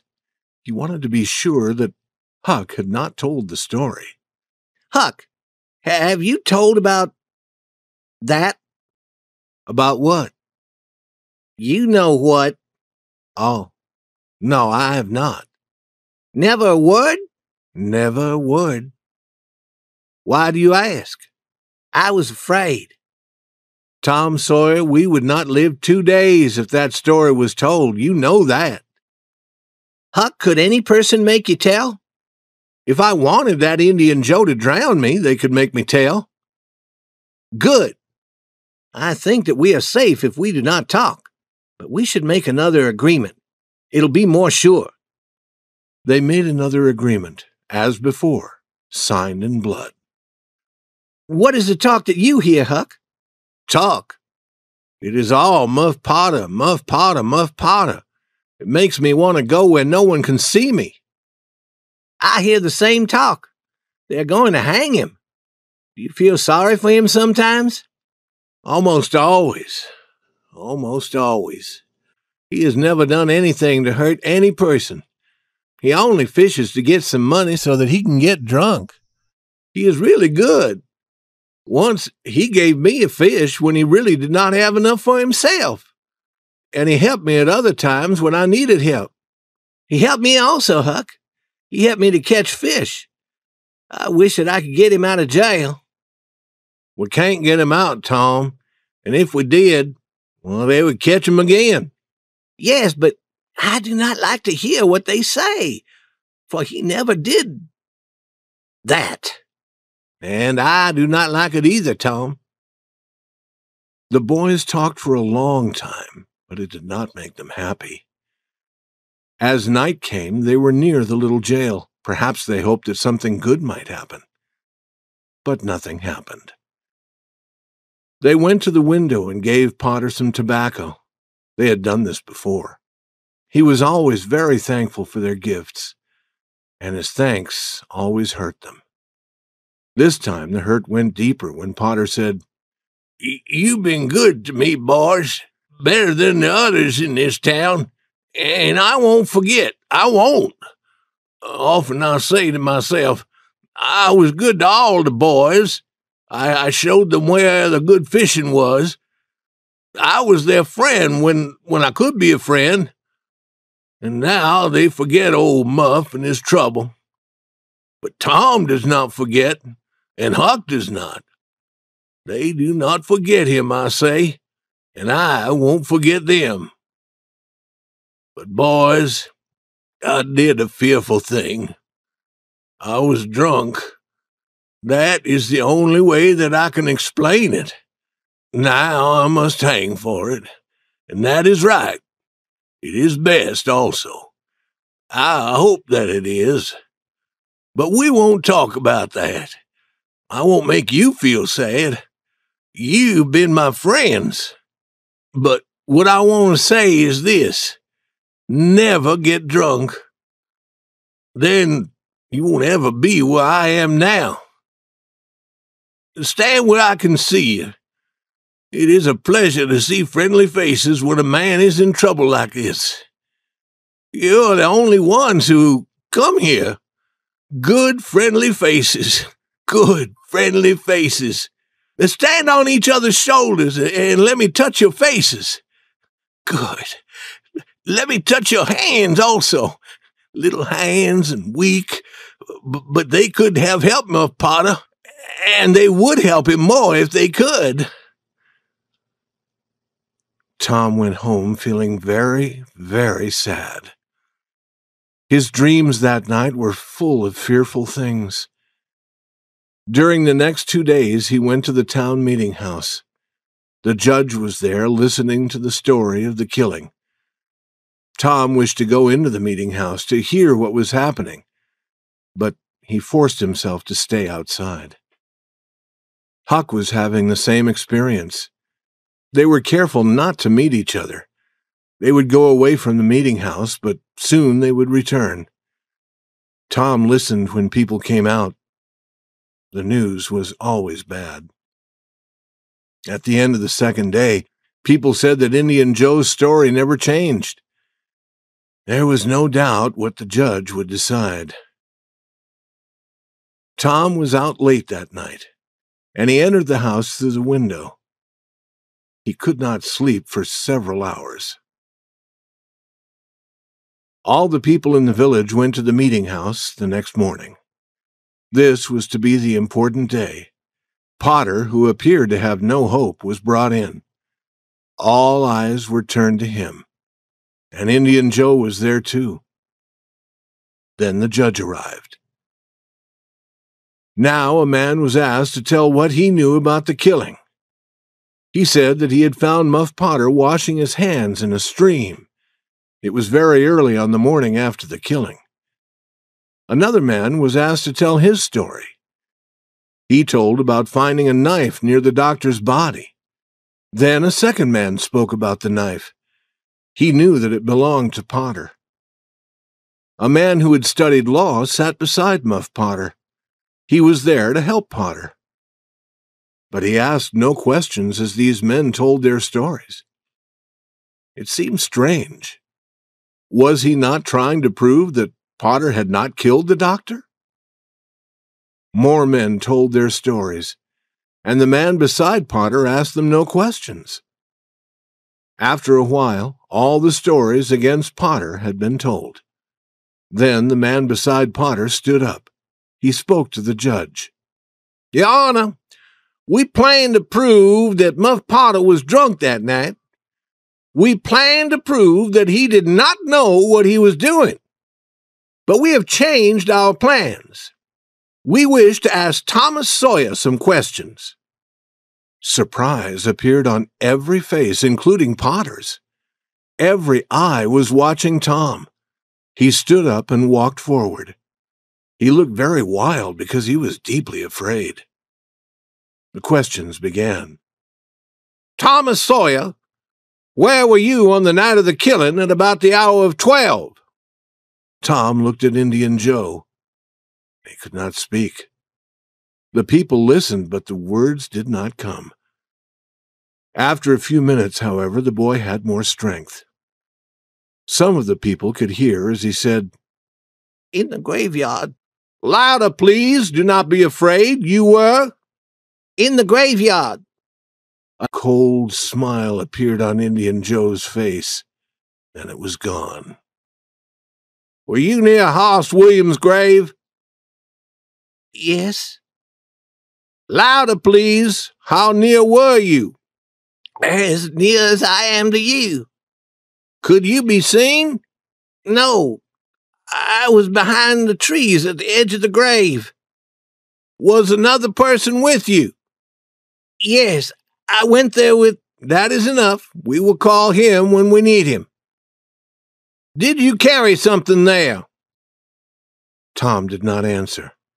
"Speak, my boy. The truth is always honorable. What did you carry there?" "Only a dead cat." There was a little laughing. The judge ordered it to stop. "We plan to show the bones of that cat. Now, my boy, tell us everything that happened. Tell it as you wish, but tell it all, and do not be afraid." Tom began slowly. Then his words came more and more easily. Every eye looked at him. With open lips, the people listened to his words, forgetting everything but his story. Now he came to the end. Interest became greater and greater. "And as the doctor hit Muff Potter with the board, and Muff Potter fell, Indian Joe jumped with the knife and—" Indian Joe jumped toward a window, striking all who tried to hold him. In a moment, he was gone. Chapter 22. Days of Delight and Nights of Fear. Tom was famous once again. The old people loved him, and the young people wished that they were like him. His name appeared in the village newspaper. There were people who believed that he might someday become President of the United States, if he escaped hanging. Now all were kind to Muff Potter, forgetting that they had not been kind before. Tom's days were days of joy, but his nights were filled with fear. Indian Joe was in all his dreams. Poor Huck felt the same. His name had not been called in the meeting house. Because Indian Joe had run away, Huck's story was not needed. But Huck was afraid that his part in the story might be told. Huck no longer trusted any human being because Tom had broken their agreement. Every day, Muff Potter's thanks made Tom glad that he had told his story. Every night, he wished that he had not opened his mouth. Sometimes Tom was afraid that Indian Joe would never be caught.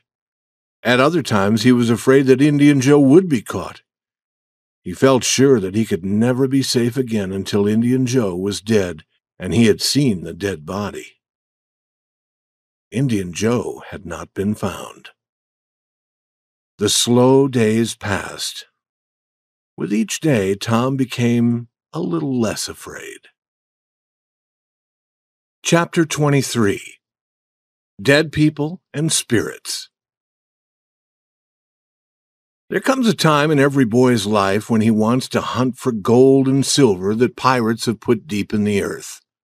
This desire suddenly came to Tom. He tried to find Joe Harper, but failed. He tried to find Ben Rogers, but Ben had gone fishing. Then he met Huck Finn. Tom took him to a place where they could be alone, and he explained. Huck agreed. Huck always agreed to do anything that would require time but not money. He had no money, but much time. "Where?" said Huck. Almost anywhere. Do you mean that there's money in the ground everywhere? No, it is in very special places, Huck. Sometimes on islands, sometimes in old boxes under the end of a dead branch of an old tree, but mostly under the floor in a house where the spirits of the dead gather. Who puts it there? People who take it away from other people. Why do they put it in the ground? If I were rich, I'd spend the money and enjoy it. I would too, but these people are different. Do they never return to get it? Nope. They think that they will, but they forget where it is, or they die. How are you going to find it, Tom? Where will you look? We tried hunting for gold on the island when we was pirates. I know where there's a house full of spirits, and there are old trees with dead branches everywhere. Is there gold and silver under every dead branch? No, that would not be possible. How do you know which one to choose? Choose all of them. Tom, we shall be working all summer. What is wrong with that? We might find $100 or valuable stones like diamonds. How'd you like that? Huck's eyes were shining. Give me the $100 and you can have the valuable stones like diamonds. Have you ever seen a diamond, Huck? I do not remember that I have. Kings have diamonds, and I've heard that some of them are worth $1 or more. Kings have hundreds of them. I do not know any kings, Tom. If you go to Europe, you'll see them jumping around. Do they jump? Jump? No. Why did you say that they jumped? Oh, I mean that you'll see kings everywhere. Not jumping. Why should they jump? But you will see many of them. The boys got some gardening things used for making holes in the earth. Then they walked 3 miles to an old tree with a single dead branch. They were very hot, and they sat in the shade of another tree to rest and smoke. Tom said, Huck, if we find some money, what will you do with it? Spend it before my father takes it and spends it. What will you do with yours? I will get married. Married? Tom, you would be a fool. Think of my father and mother. Fight. They were fighting all the time, I remember. The girl I marry won't fight. Tom, they're all the same. Who is she? I won't tell you now. If you marry, I will be more lonely than I am now. No, you won't. You will come to live with me. Now, we must start working. They worked for half an hour. They found no box of money in the hole that they were making. They worked for another half hour. Then Huck said, "Is the money always so deep in the ground?" Not always. Perhaps this is not the right place. They began on the other side of the tree. They worked without talking for a while. Then Huck stopped to dry his face and said, "Where do we try next?" There's an old tree on Cardiff Hill behind Miss Douglas's house. That might be a good place. But won't she take the money away from us? It is her land. If you find money in the ground, it belongs to you. It does not belong to the owner of the land. That was fine. The work continued. After a while, Tom said, "We must be in the wrong place again." Oh, I understand. What a fool I was. We must know where the shade of the dead branch is under the light of the moon in the middle of the night. That is where we must hunt for the money. The boys stopped work and returned to the tree that night. It was a lonely place.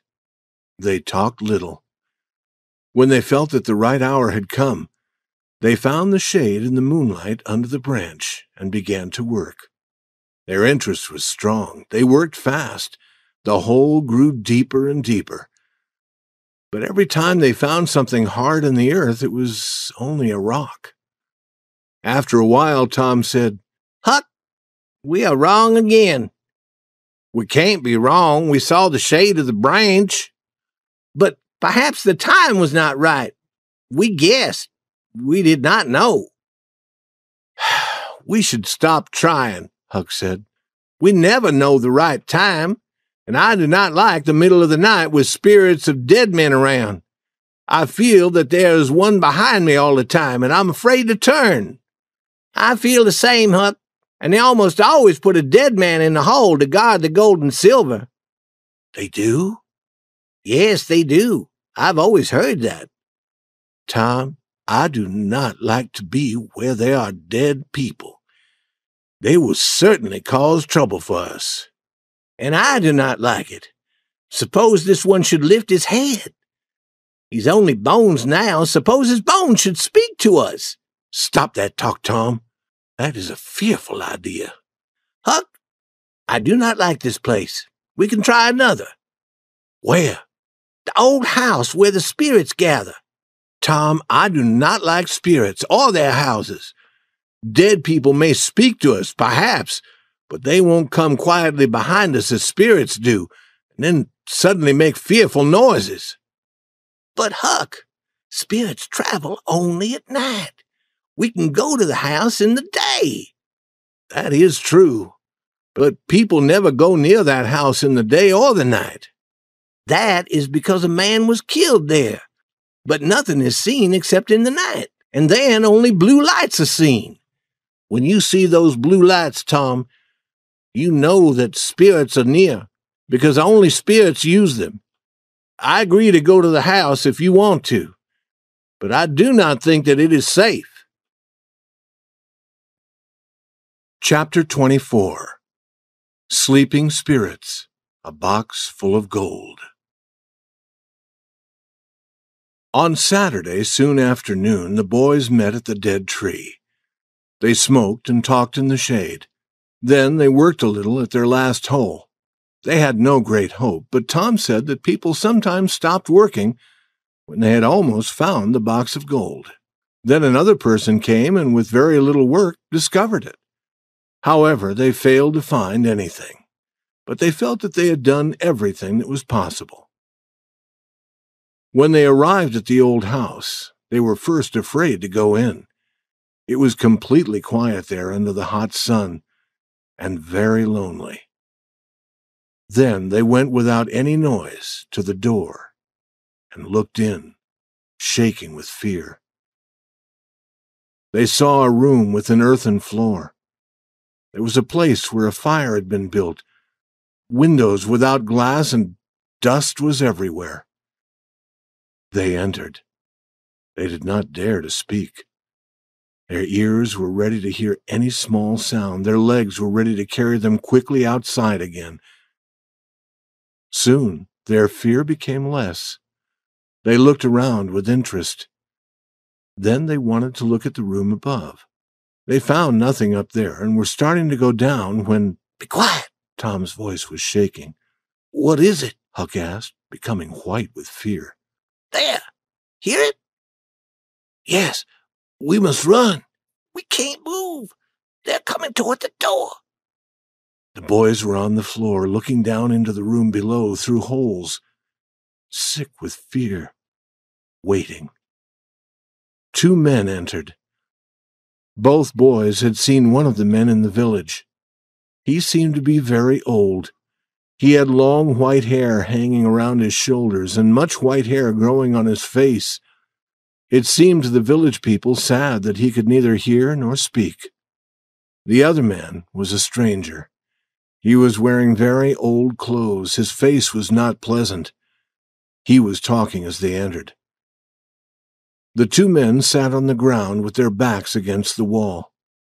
"No," said the other man. "I've been thinking about it. I do not like it. They will catch us." "You fool," said the man who was believed not to be able to hear or speak. "You are afraid." The boys were now shaking with fear. This man was Indian Joe. Joe said, "We were not caught before, but that was different. They may catch us here in this house," Joe said. "I wanted to leave here yesterday, but those boys were playing on Cardiff Hill. They would have seen us." Those boys were Tom and Huck. They were shaking again. What would have happened to them yesterday if they had come to this house? They wished that they had waited a year before coming. The 2 men had brought some food, and they began to eat. After a while, Joe said, "When it is dark, go home. Wait there until you hear from me. I will go into the village once again. Then we will do the job we planned. And then we will run far away. Now, I need sleep. You stay here as a guard." He was soon asleep, and then the guard, too, was soon sleeping. The boys took a long, thankful breath. Tom said, "Now's our chance. Come." Huck said, "I can't. I would die if they opened their eyes." He would not move, and Tom started to leave alone. But the old floor made so much noise that he stopped, almost dead with fear. Slowly time passed until the sun was going down. Indian Joe sat up and called the other. He said, "It is almost time for us to be moving. What shall we do with our money? Shall we leave it here until we're ready to run? 600 silver dollars is heavy to carry. We can put it in the ground, deep." His friend agreed.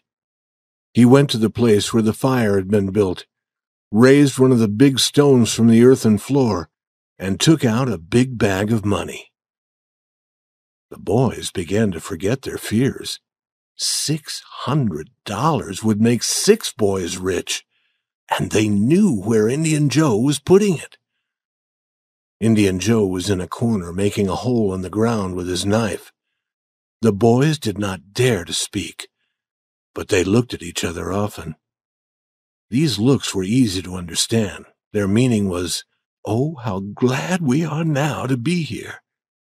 They heard Indian Joe's knife strike something hard. "Look here," he said. "What is it?" asked his friend. "It is an old box," Joe said. "Help me lift it." "No, I have broken it open." He put his hand in the box and then brought it out again. "Man, this is money." The 2 looked at the handful of money. It was gold. Now the men found the gardening things that the boys had been using and had placed in another corner when they came into the house. Using them, they started to work.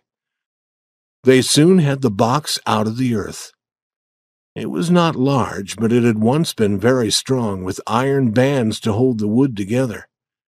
"There are thousands of dollars here," said Indian Joe. "Now it won't be necessary to do that job in the village," said the other. Indian Joe said, "You do not understand. I am not doing that job only for money. Wrong was done to me, and I am going to pay them for it. I need your help. Go home until I tell you to come." "What do we do with this money? Put it in the ground again?" "Yes." Delight for the boys above his head. "No." Deep sadness above. "Where did these gardening things come from? There was fresh earth on them. Who was here? We must take the money away. I have a good place for it. At the number 2 place, under the cross." "It is nearly dark enough to go." Indian Joe went from window to window, looking out. Then he said, "Who could have come here? Do you think they are in the room above us?" The boy's breath stopped. Indian Joe put his hand on his knife and started to go up. The boys could not move. Their strength was gone. They heard Joe coming. Then they heard the sound of breaking wood, and Joe fell to the ground. "No people are up there," his friend said. "They saw us coming and they ran. They thought that we were spirits or devils, and they are running yet." Soon the 2 men went out of the house with the box of gold and the bag of silver dollars. Tom and Huck watched them through the holes in the wall. But would the boys follow? No.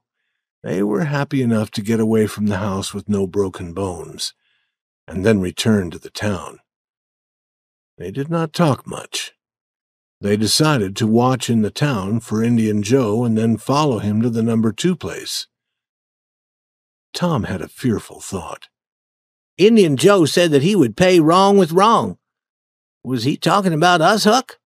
Feeling suddenly weak, Huck almost fell to the ground. Chapter 25. Doubts. The adventure of the day troubled Tom's dreams that night. 4 times he had his hands on that gold. 4 times he opened his eyes and discovered that he had nothing. In the early morning, as he was in bed thinking of his great adventure, it all seemed strangely far away. It might have happened in another world or in a time long past. Then the thought came to him that the great adventure itself must be a dream.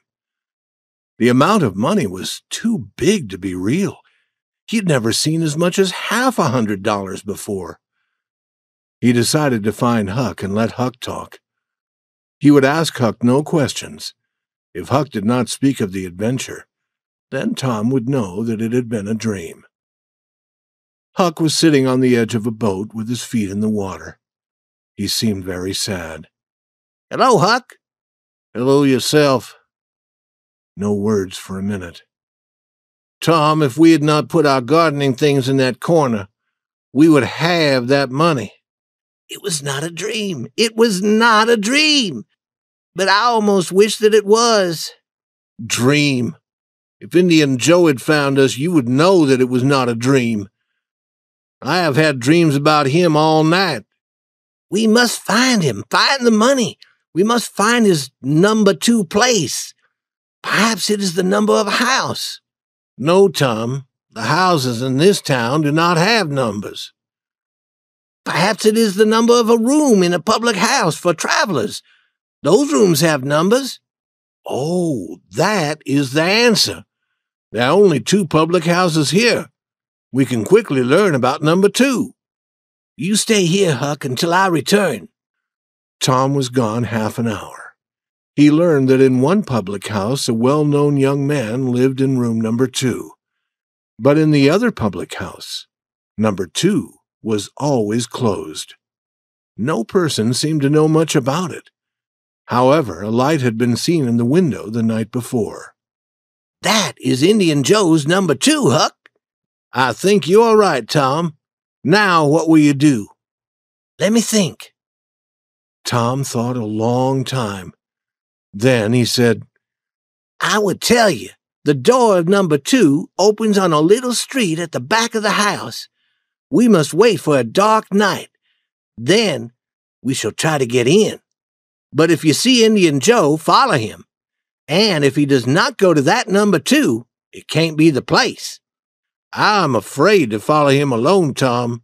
"It will be night. If I see him and if it is dark, I will follow him. I promise. He might be going straight to that money. You must not weaken, Huck, and I won't." Chapter 26. Number 2. Huck as guard. They waited 3 nights. The 4th night was dark enough. The public house was closed at a late hour, but Tom and Huck were near. Indian Joe had not been seen. No other person had been seen in the street behind the house. The 2 adventurers moved quietly toward the door in the darkness. Huck stopped to remain as a guard, and Tom went forward. Then there was a long wait. To Huck, it seemed like hours. What had happened to Tom? Had he died from fear? Huck's breathing was very fast, and his heart beat madly. Suddenly, Tom came rushing out. "Run! Run for your life!" They never stopped running until they were at the other end of the village. There stood an old building, now not used. As they entered, rain began to fall heavily. "Huck, it was fearful. I tried and tried to open the door, and then suddenly it opened without effort. I stepped into the room and, Huck, I almost stepped on Indian Joe's hand." "No." "Yes. He was there, asleep on the floor, drunk, I believe. I turned and ran." "Tom, did you see that box?" "Huck, I did not wait to look around. I did not see the box. I did not see any cross. I only saw a cup on the floor beside Indian Joe and more to drink. The room is full of it." "Tom, if Indian Joe is drunk, now is the time to get that box." "Is it? You get it." Huck began to shake. "No, I believe not." "And I believe not, Huck. Listen, Huck, wait until we know that Indian Joe is not in there. We can watch every night. Then we can go fast and get that box." "I agree. Let me watch all night and every night. You do the other part of the job." "I will. And now the rain has stopped. You go and watch. And when you want me at night, come to my window and make a noise like a cat." Chapter 27. The Picnic. Indian Joe's Job. The next morning, Tom heard glad news. Judge Thatcher's family had returned. Both Indian Joe and the box of gold were not so important for a while. More good news made the day perfect. The following day, Becky would have her picnic. Before 11 in the morning, the young people were at Judge Thatcher's house, ready to start. Soon, the happy group was walking toward the river. They were going to ride down the river on the old riverboat. Sid did not go. He was sick. Mary stayed with him. Mrs. Thatcher said to Becky, "You'll return late. Perhaps you should stay all night at the home of a girlfriend who lives near the river." "I can stay with Susie Harper, Mother." "Good. And be a good girl." The boat took them 3 miles down the river, where it was tied to the shore. The crowd ran off the boat and into the forest. Soon shouting and laughing could be heard from many places. After a while, all were hot and ready to rest. They met again near the boat and began to eat the good things they had brought with them. After eating, they rested in the shade of the big trees. Then there was a shout. "Who's ready to go to the cave?" All were ready. They got lights to guide them in the darkness and started to walk up the hill. The cave could be entered through an opening in the hillside. A door had been placed across the opening, but it was not closed. Inside was a small, very cold room. The walls were rock and always had water running down them. It was a strange pleasure to stand there in the darkness and look out at the green valley shining in the sunlight. But the strangeness was soon past, and the children began to play and run through other parts of the cave. None of these parts was wide, and some were very small. Some led to other rooms made of rock. Some of these were very big. The children could not see the top of them. A person might walk days and nights and never find the end of this cave. He might go down and yet further down into the earth, always finding new parts and new rooms. No person knew the whole cave. Only part of it was known, and people did not go where others had not gone before. Tom Sawyer knew as much of the cave as any person. The children walked for almost a mile before any of them started to return to the outside. Then one group after another began arriving at the opening on the hillside. They were surprised to see that it was almost night. The boat's bell had been calling for half an hour. However, they thought this end of the day's adventures was delightful. Only the captain of the boat was sorry that he had waited so long. Huck saw the lights of the returning riverboat. He was already watching for Indian Joe. There were clouds in the sky, and the night was becoming very dark. The people in the village began to go home to sleep. The village clock was striking 11, and nothing had happened. Huck also began to think of sleep. Then a noise came to his ear. The next moment, 2 men passed near him. One was carrying something. It must be that box. Should he call Tom? No. The men would carry away the box, and it would never be found again. He would follow them. Without shoes, as usual, Huck moved as quietly as a cat. The men went toward the river, and then, turning, went up Cardiff Hill. Passing the house of an old man named Jones, they arrived at the top of the hill. There, among the trees, they could not be seen. Huck stopped, listened, but heard no sound except his own heart. He knew that he was not far from the house of Mrs. Douglas, an old lady who lived alone. Then, very near, he heard a voice. It was Indian Joe. He said, "There are lights. It is late, but she is not alone." "I can't see any lights." That was the other man. Huck's heart was cold. This was the job Indian Joe had talked of? Mrs. Douglas had often been kind to Huck. Perhaps these men were planning to kill her. He wished that he had dared to run to the house and tell her, but the men would catch him. "Look from here," said Indian Joe. "Now do you see the lights?" "Yes, forget the job." "Forget it. I have told you before. You can have her money. I do not want it. But her husband put me in jail. Then he died. I can't hurt him, but she is living yet." "You must not kill her." "I will not kill her, but I am going to cut her face, and that hurts a woman more than killing. You will help me, or I will kill you. And if I must kill you, I will kill her too. Then she can't tell who killed you." "If we must do it, then do it now." "No. Wait until the house is dark." Huck knew that all would be quiet, and the quiet would be more fearful than the talk of killing. Very, very carefully, he moved down the hill. When he dared, he began to run. He arrived at Mr. Jones's house and beat on the door. Mr. Jones and his 2 strong sons opened a window and looked out. What is that noise? Who are you? What do you want? Let me in, quick! Who are you? Huckleberry Finn. Quick, let me come in. Huckleberry Finn, indeed. Is that a name to make me open a door? But let him come in, boys. What does he want? Please never tell that I told you, were Huck's first words. I would surely be killed, but Mrs. Douglas has been a good friend to me. I want to tell you. Speak, said the old man. We will never tell, boy. 3 minutes later, the old man and his sons, carrying guns, were going up the hill. Huck went only part of the way.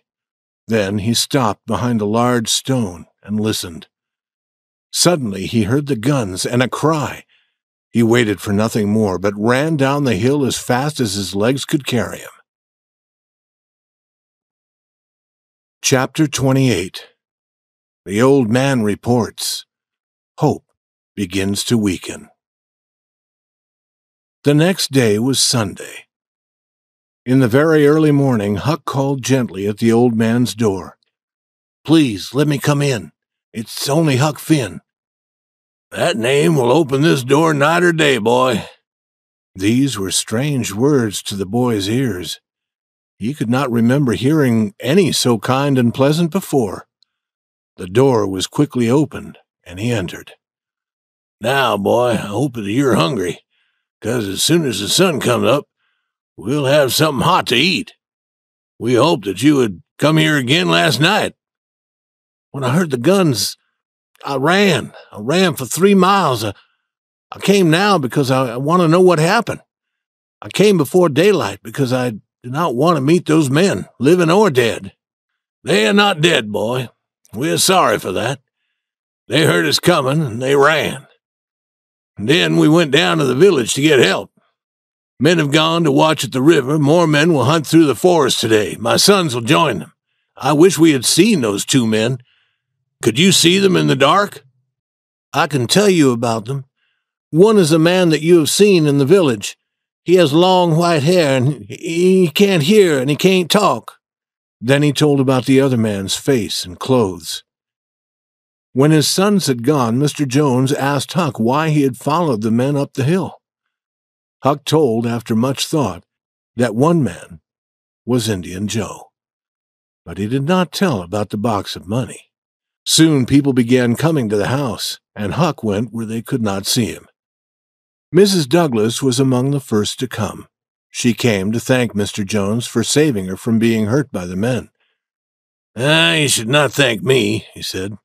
There's another person who did more to help you, but he does not want thanks. All the people in the village went to church early that day. They wanted to talk about the 2 bad men. The 2 men had not been found, and nothing had been learned about where they had gone. Leaving the church, Mrs. Thatcher walked behind Mrs. Harper. She said, Is my Becky going to sleep all day? Your Becky? Yes, she stayed with you last night, I believe. No. Mrs. Thatcher stopped suddenly. She seemed ill.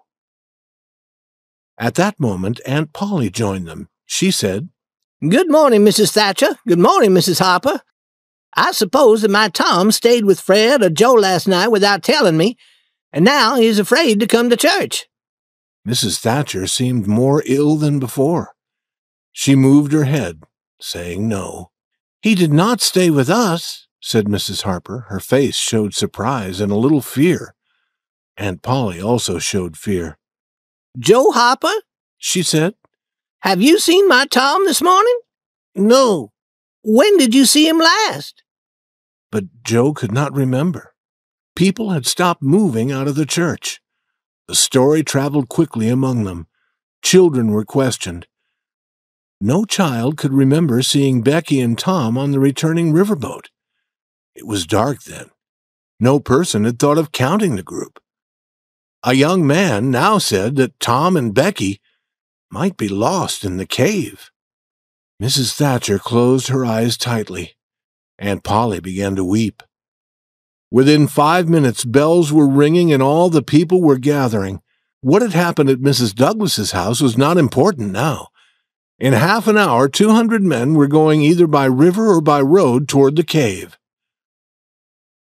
Through the long afternoon, the village seemed dead. Many women went to visit Aunt Polly and Mrs. Thatcher. They wept with them, and that was more help than words. Through the long night, the town waited for news. But in the morning, only this news came. Send more food and more lights. Mrs. Thatcher was almost ill, and Aunt Polly also. Old Mr. Jones came home from the cave at noon and discovered that Huck was sick. Mrs. Douglas came to care for him. Other men began to return from the cave, but the stronger men continued their hunt. They visited the far parts of the cave. They shouted, they shot guns, but they had no answer. Often a light would be seen far away, and they would think that the children were found, but the light always belonged to another of the hunters. The names Becky and Tom were found marked on a rock, and the string that had tied Becky's hair was found. 3 days and nights passed. Huck asked about Tom Sawyer. Mrs. Douglas said, "Quiet, child, you must not talk. You are very sick." She began to weep. There were not many now with enough hope or strength to continue hunting for Tom Sawyer. Chapter 29. Lost in the Cave, Found but Not Saved. Tom and Becky had started through the branching cave with the other children. Then they had had enough of the games with the others. They had walked farther, talking and reading the writing on the walls. People had put their names there. Tom and Becky also put their names on the wall. They came to a place where a small stream of water fell over the rocks. Tom went behind the waterfall to let his light shine through for Becky's pleasure. Behind this waterfall, Tom found an opening leading down, and he wanted to discover where this branch of the cave went. He made a mark on the wall to guide their return and started down, with Becky following. They continued farther and farther, making marks where they turned into a new branch, and discovering many wonderful new parts of the cave. One great room was full of hundreds of bats, which were hanging, asleep, on the walls. When the children entered, the bats came flying at the lights, and the children ran. They came to a dark lake and sat down at the edge. Now, for the first time, they felt the deep quiet of the place. Becky said, "It is a very long time since I heard the others.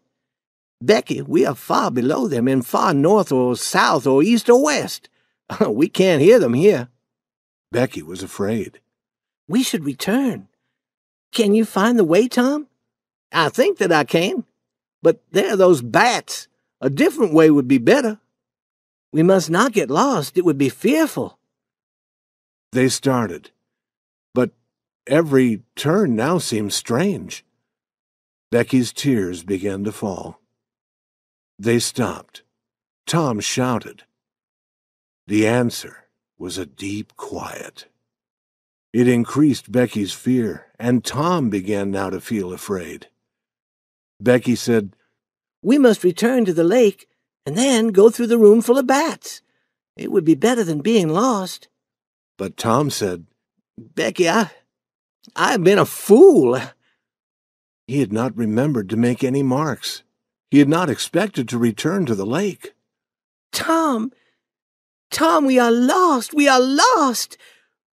We never can get out of this fearful place. Oh, why did we leave the others?" She dropped to the ground and wept so loudly that Tom feared that she might die. He sat down beside her and put his arms around her. He said that he was sorry. He said that he should never have brought her so far into the cave. Then she said that she also had been wrong. They had both been wrong to come so far. They started to walk again. Each had a light, Now they decided to use only one light and save the other. They walked until they could go no further without resting. They talked of home and their friends and their beds, and they talked of sunlight. Becky's tears started again, and then she was asleep. Tom watched her. Slowly, her face grew peaceful, and then he felt some peace. She opened her eyes, laughing, but suddenly the laugh ended. Oh, I wish that I had never opened my eyes again. Oh, Tom, do not look at me like that. I shall not say that again. We are going to find the way, Tom said. We are going to try. They rose and started to walk, hand in hand, and without hope. Tom said that they must go quietly and listen for falling water. They found it, and sat down to rest again. Becky said, Tom, I'm very hungry. Tom had saved a piece of the picnic cake. He took it from his pocket and divided it. They had cold water to drink. After eating and drinking, Becky was ready to move again. But Tom said, Becky, I must tell you, our light is almost finished. We must stay here, where there is water. Again Becky wept. Then a new thought came to her. Tom, they will hunt for us. Perhaps they are hunting for us now. When would they discover that we were not with the others? On the boat? It'll be dark on the boat, but your mother will know that you have not come home. Now Tom learned that Mrs. Thatcher did not expect Becky to return home that night. Then their last light failed and darkness was complete. Becky wept a long time in Tom's arms. Neither knew how long she wept. Then both opened their eyes in the darkness and knew that they had been sleeping. Again, they did not know how much time had passed. Tom said that it might be Sunday. It might be a day later. But Becky would not talk. Her hopes were gone. The hours passed. They were hungry again. Tom had saved most of his share of the cake. He divided it. Then they heard a sound like a distant shout. Tom answered. It came again. They started moving carefully towards it. But they arrived at an edge of rock where the floor fell away. They could go no further. They listened. The distant shout was now more distant. And then they did not hear it again. They returned to the place where they had water to drink. Time passed. After sleeping again, when they opened their eyes, they thought that another day must have passed. They were very hungry. Now Tom had a new idea. The cave had many small branches near them. Tom decided to learn about them. That would be better than sitting and doing nothing. He had some string in his pocket. He tied an end of this to a rock near the little waterfall. Then he and Becky started to walk carefully away. They let the string fall behind them. It would be a guide for their return. After 20 steps, they came to a hole in the rock floor. Tom went down on his knees and felt below. Then he put his hands and his head as far as possible around the corner to look. At that moment, a human hand holding a light appeared from a rock not far away. Tom shouted. At once, a body followed the hand. It was Indian Joe. Tom could not move because of fear. He was deeply thankful to see Indian Joe run away. He did not tell Becky what he had seen or why he had shouted. They returned to the waterfall. But after another long wait and another sleep, Tom decided to try moving again. They were very hungry now. He thought that perhaps a week had passed. Becky was not strong enough to go with him. She asked him to return often. She also asked him to return when all hope was gone and to hold her hand until she died. Tom promised. He kissed her. Then, with the string in his hand, he started on his hands and knees through one of the openings in the rock.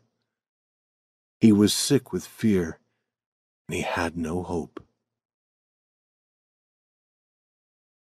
Chapter 30. Tom tells the story of their escape. Sunday, and 2 more days had passed. Few of the men continued their hunt in the cave. Most of the people believed that the children could never be found. Mrs. Thatcher was very ill. Aunt Polly's hair had changed from gray to white. Then, in the middle of the night, the village bells began to ring. In a moment, the streets were filled with people shouting, "They are found! They are found! They are found!" All moved toward the river and met the children as they were carried home. Aunt Polly's happiness was complete.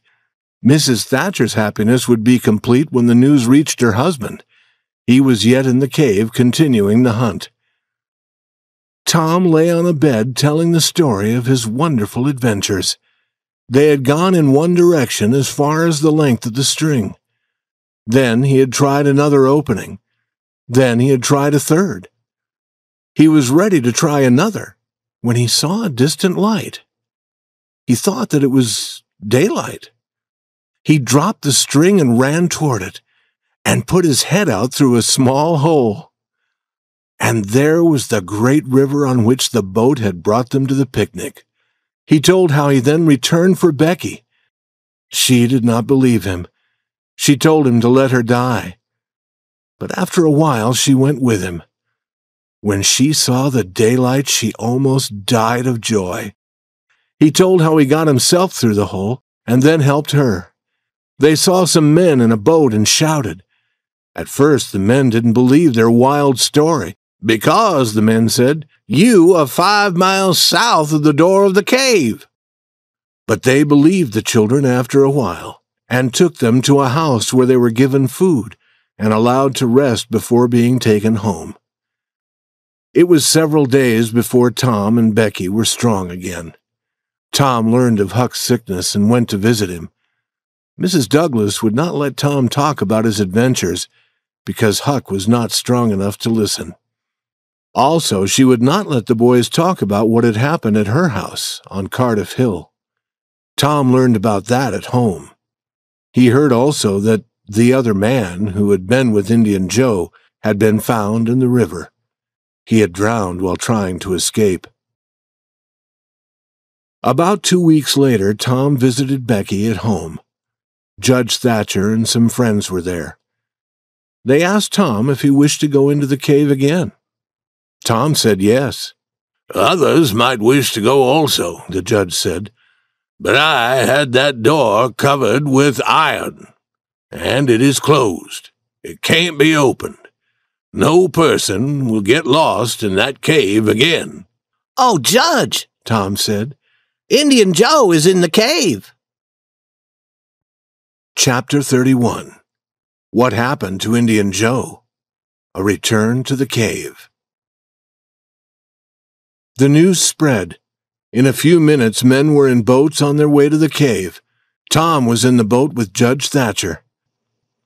When the door was opened, their eyes saw a sad sight. Indian Joe was on the ground, dead. Tom's experience in the cave made him understand Indian Joe's sufferings. But a heavy weight of fear had been lifted from Tom's heart. The next morning, Tom and Huck had an important talk. Now, Huck told Tom about following Indian Joe up the hill to Mrs. Douglas's house. This part of the story was new to Tom. "And Indian Joe came from number 2 in that public house," Huck said. "And now we shall never know any more about that box of money." "Huck," Tom said, "that money was never in number 2. Huck, it is in the cave." Say that again, Tom. The money is in the cave. Tom, is this true? It is true, Huck. Will you go there with me and help to bring it out? I will if I can go to the cave and not get lost. Are you strong enough? Tom asked. I can't walk more than a mile, Tom. It is 5 miles, Huck, for any other person, but I know a shorter way. I'll take you there in a boat. It'll be easy for you. I want to start now, Tom. Tom agreed. We want some bread and meat and our tobacco, and 2 bags, and some string and some lights. They took a friend's boat, and about noon the boys started their journey. Tom knew where to stop. They pulled the boat up on the shore. Huck, the hole is near. Try to find it. Huck tried and found nothing. Then Tom proudly took him among the trees and said, Here it is. The boys entered the hole. Tom was leading. They tied their string to a rock to guide their return. A few steps took them to the little waterfall, and Tom felt his whole body shaking. He told Huck that this was where he and Becky had been when they were lost. The boys were quiet now. The stillness and the darkness were heavy on their hearts. They continued walking, and soon they came to the place where the floor seemed to end. With the light, they could see that they were on a hill leading to another rock floor below. Tom said, Now I will show you something, Huck. He held his light high. Look as far as you can around the corner. Do you see that? On the big rock? Tom, it is a cross. That is where I saw Indian Joe, Huck. And where's number 2? Remember what he said? Under the cross. Huck said in a shaking voice, Tom, I want to go away from here. What? And leave the money? Yes, leave it. Indian Joe's spirit is there. No, Huck. His spirit is near the door where he died. That is 5 miles away. No, Tom, it would guard the money. I know about spirits, and you do also. Tom began to think that Huck was right. But then he had a different thought. Huck, his spirit would not be near a cross. Huck agreed. Tom, I did not think of that, but it's true. We must go down there and find the box. It was not easy to go down the hill of rock to the floor below. Tom went first, and Huck followed. Near the bottom of the great rock, the boys found where some person had been eating and sleeping, but they found no money. Then Tom took his knife and used it to turn over the earth behind the great rock. The knife touched wood. Huck, you hear that? They pulled away some stones and some old boards. Behind these there was an opening under the rock. With his light, Tom went down. Huck followed. Tom went around a corner and shouted, Huck, look there! It was the box of money. There were also 2 guns. We have it, said Huck, putting his hands among the pieces of gold. We are rich, Tom. Huck, I was always sure that we would get it. And we have it. Can I lift the box? He could lift it, but he could not carry it. They put the money in their 2 bags and carried it up from the hole under the rock. Now we want the guns, said Huck. No, Huck, leave them there. We'll return and use them some other time. I think it is late and I am hungry. We can eat and smoke outside in the boat. After eating and smoking, they returned up the river. It was dark when they arrived at the edge of the village. Huck, said Tom, we would take the money to Mrs. Douglas's house. I know a place near there to leave it tonight. Tomorrow morning we can count it and divide it. And then we can find a place in the forest where it'll be safe. You wait here now and watch it. I'm going to get Benny Taylor's little wagon. He soon returned with the wagon. They put the bags of money in the wagon and started toward Cardiff Hill. Near Mr. Jones's house, they stopped to rest. Mr. Jones came out. Who is there? He said. Huck and Tom Sawyer. Come with me, boys. They're all waiting for you. Let me pull your wagon. It is very heavy. What do you have in it? Nothing of value, I'm sure of that. Boys will always work for things of no worth. Hurry now!" The boys wanted to know why they should hurry. "You'll learn when you arrive." Soon they were entering Mrs. Douglas's house, leaving the wagon near the door. All the important people of the village were there. The Thatchers were there, the Harpers, Aunt Polly, Sid, Mary, and many more. All were dressed in their best clothes. Tom and Huck were covered with earth from the cave. Aunt Polly's face was red when she saw Tom's face and clothes. Mrs. Douglas took the boys to a bedroom and said, "Wash and dress now. Here are new clothes for both of you. Come and join the others when you are ready." Chapter 32. Mr. Jones's surprise fails. Huck said, "Tom, we could run away. We could go through the window." "Why do you want to run away?" "I can't join that crowd, Tom." "Oh, that is nothing to be afraid of. I will take care of you." Sid appeared. "Sid, why are all these people here?" "Old Mr. Jones has a surprise." "But it won't surprise many people. Most of us know it already." "What is the surprise, Sid?" "It is about Huck following Indian Joe and the other man to this house. But it won't be a surprise. You'll see," he laughed. "Some person told about it." Tom said, "You told. There is only one person in this town who would destroy a good surprise. You. Now go away, or I'll throw you out of this room." Some minutes later, Huck and Tom were eating at a big table with the others when Mr. Jones stood up to speak. He told the story about Huck. It was true that it did not seem much like a surprise, but people tried to seem surprised. Mrs. Douglas thanked Huck again and again. She said that she would give Huck a room in her house and send him to school, and that later she would give him money to start a business. Tom said, "Huck won't need it. He is rich." People tried not to laugh. Tom said, "Huck has money. Perhaps you do not believe it, but he has. I can show you." He ran outside. "What is Tom doing now?" said Aunt Polly. "I never can understand that boy." Tom entered carrying the heavy bags. He opened them and let the yellow gold fall out on the table. "What did I tell you?" he said. "Half is Huck's and half is mine." All looked. None could speak for a moment. Then they asked Tom to explain. It was a long story, but it was full of interest.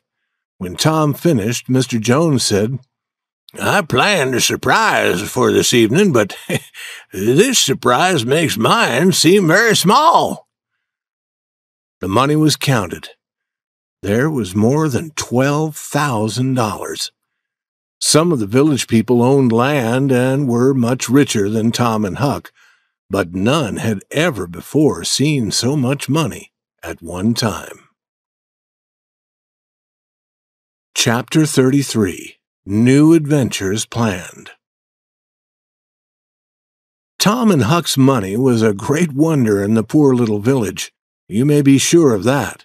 It was not easy to believe that the money was real. People talked and talked about it. People went hunting for more money. Boys went, and men went also. They hunted in every old lonely house. All watched Tom and Huck and listened to them. Every word they spoke had become important. The village newspaper had a story about them. Mrs. Douglas put Huck's money in a bank. Judge Thatcher did the same with Tom's. Each boy had money to spend now. He had almost $1 for every day of the year. In those days, $1.25 a week was enough to buy a boy's food and clothes and to pay for his schooling. Judge Thatcher had a good opinion of Tom. He said that only a very wise boy could have brought Becky out of the cave safely. He expected Tom to become a great man. Huck Finn's life had changed. His sufferings were almost too great for him. Mrs. Douglas had taken him to her home. She kept him clean. He must sleep every night in a clean bed. He must eat like a gentleman. He must go to church. He suffered for 3 weeks, and then the next day, he was gone. Mrs. Douglas and all the people in the village tried to find him. They were afraid that he had drowned in the river. Early on the 3rd morning, Tom Sawyer went to an old building outside the village. He found Huck. Huck had been sleeping behind the building. He was lying there now, happily smoking.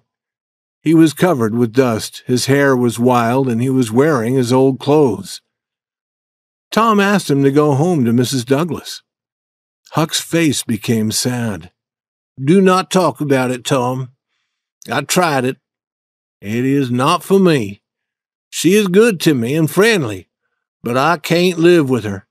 I must get up at the same time every morning. I must wash. I must sleep in the bed. I must wear those good clothes. I can't move in those clothes. I can't sit down. I can't lie down. I can't roll on the ground in them. I must go to church. I must wear shoes on Sunday." We all live like that, Huck. Tom, I'm different. I can't live like that. It is easy to get food. Mrs. Douglas won't let me smoke. And she prays all the time. I had to leave, Tom, or I would die. When school begins, I would have to go to school. Tom, being rich is no good. I wish I was dead all the time. I like these old clothes. I like this place to sleep. This is what I want, Tom. I'll give you my share of the money. You can give me 10 cents when I need it, but not often. I do not like what is easy to get. And you go now and explain to Mrs. Douglas." "Oh, Huck, you know I can't do that. And if you try longer, you will like it." "Like it? Yes, I would like it as I would like a burning coal if I sat on it." "No, Tom, I won't be rich and I won't live in the house. I like the forest and the river and a place like this for sleeping. But now we are rich and all our games, like being pirates, are destroyed." "Listen, Huck, being rich won't change that." "Is that true, Tom?" "It is true. But if you want to join me and the other boys and belong to my club, you must live like us." "Tom, is that friendly?" "I want you to join us, Huck. But all the boys who join Tom Sawyer's club must have good characters." Huck was quiet. There was a battle in his mind. After a while, he said, "I will return to Mrs. Douglas's for a month. I will try if you will let me belong to Tom Sawyer's club." "I agree, Huck. Come with me now, and I promise to ask Mrs. Douglas to change a little, Huck." "Will you, Tom?" "That is good. When will you start your club?" "Oh, soon. This evening, perhaps. We can have the first meeting." "What will we do at the meeting?" "Well, we will promise always to help others and promise never to tell what we plan to do, and promise to kill any person who hurts one of us." "I like that, Tom. I like it." "And we must make those promises in the middle of the night in a lonely place and sign with blood." "This is better than being a pirate, Tom. I will stay with Mrs. Douglas and we will have adventures that will make the whole village talk about us. And then Mrs. Douglas will be proud because she took me into her home." A few words to end. So ends this story. Because it is the history of a boy, it must stop here. It could not go much further without becoming the history of a man. Most of the people in this book are living yet, and are happy. Perhaps someday the story will be continued. Therefore it will be wise to tell no more now.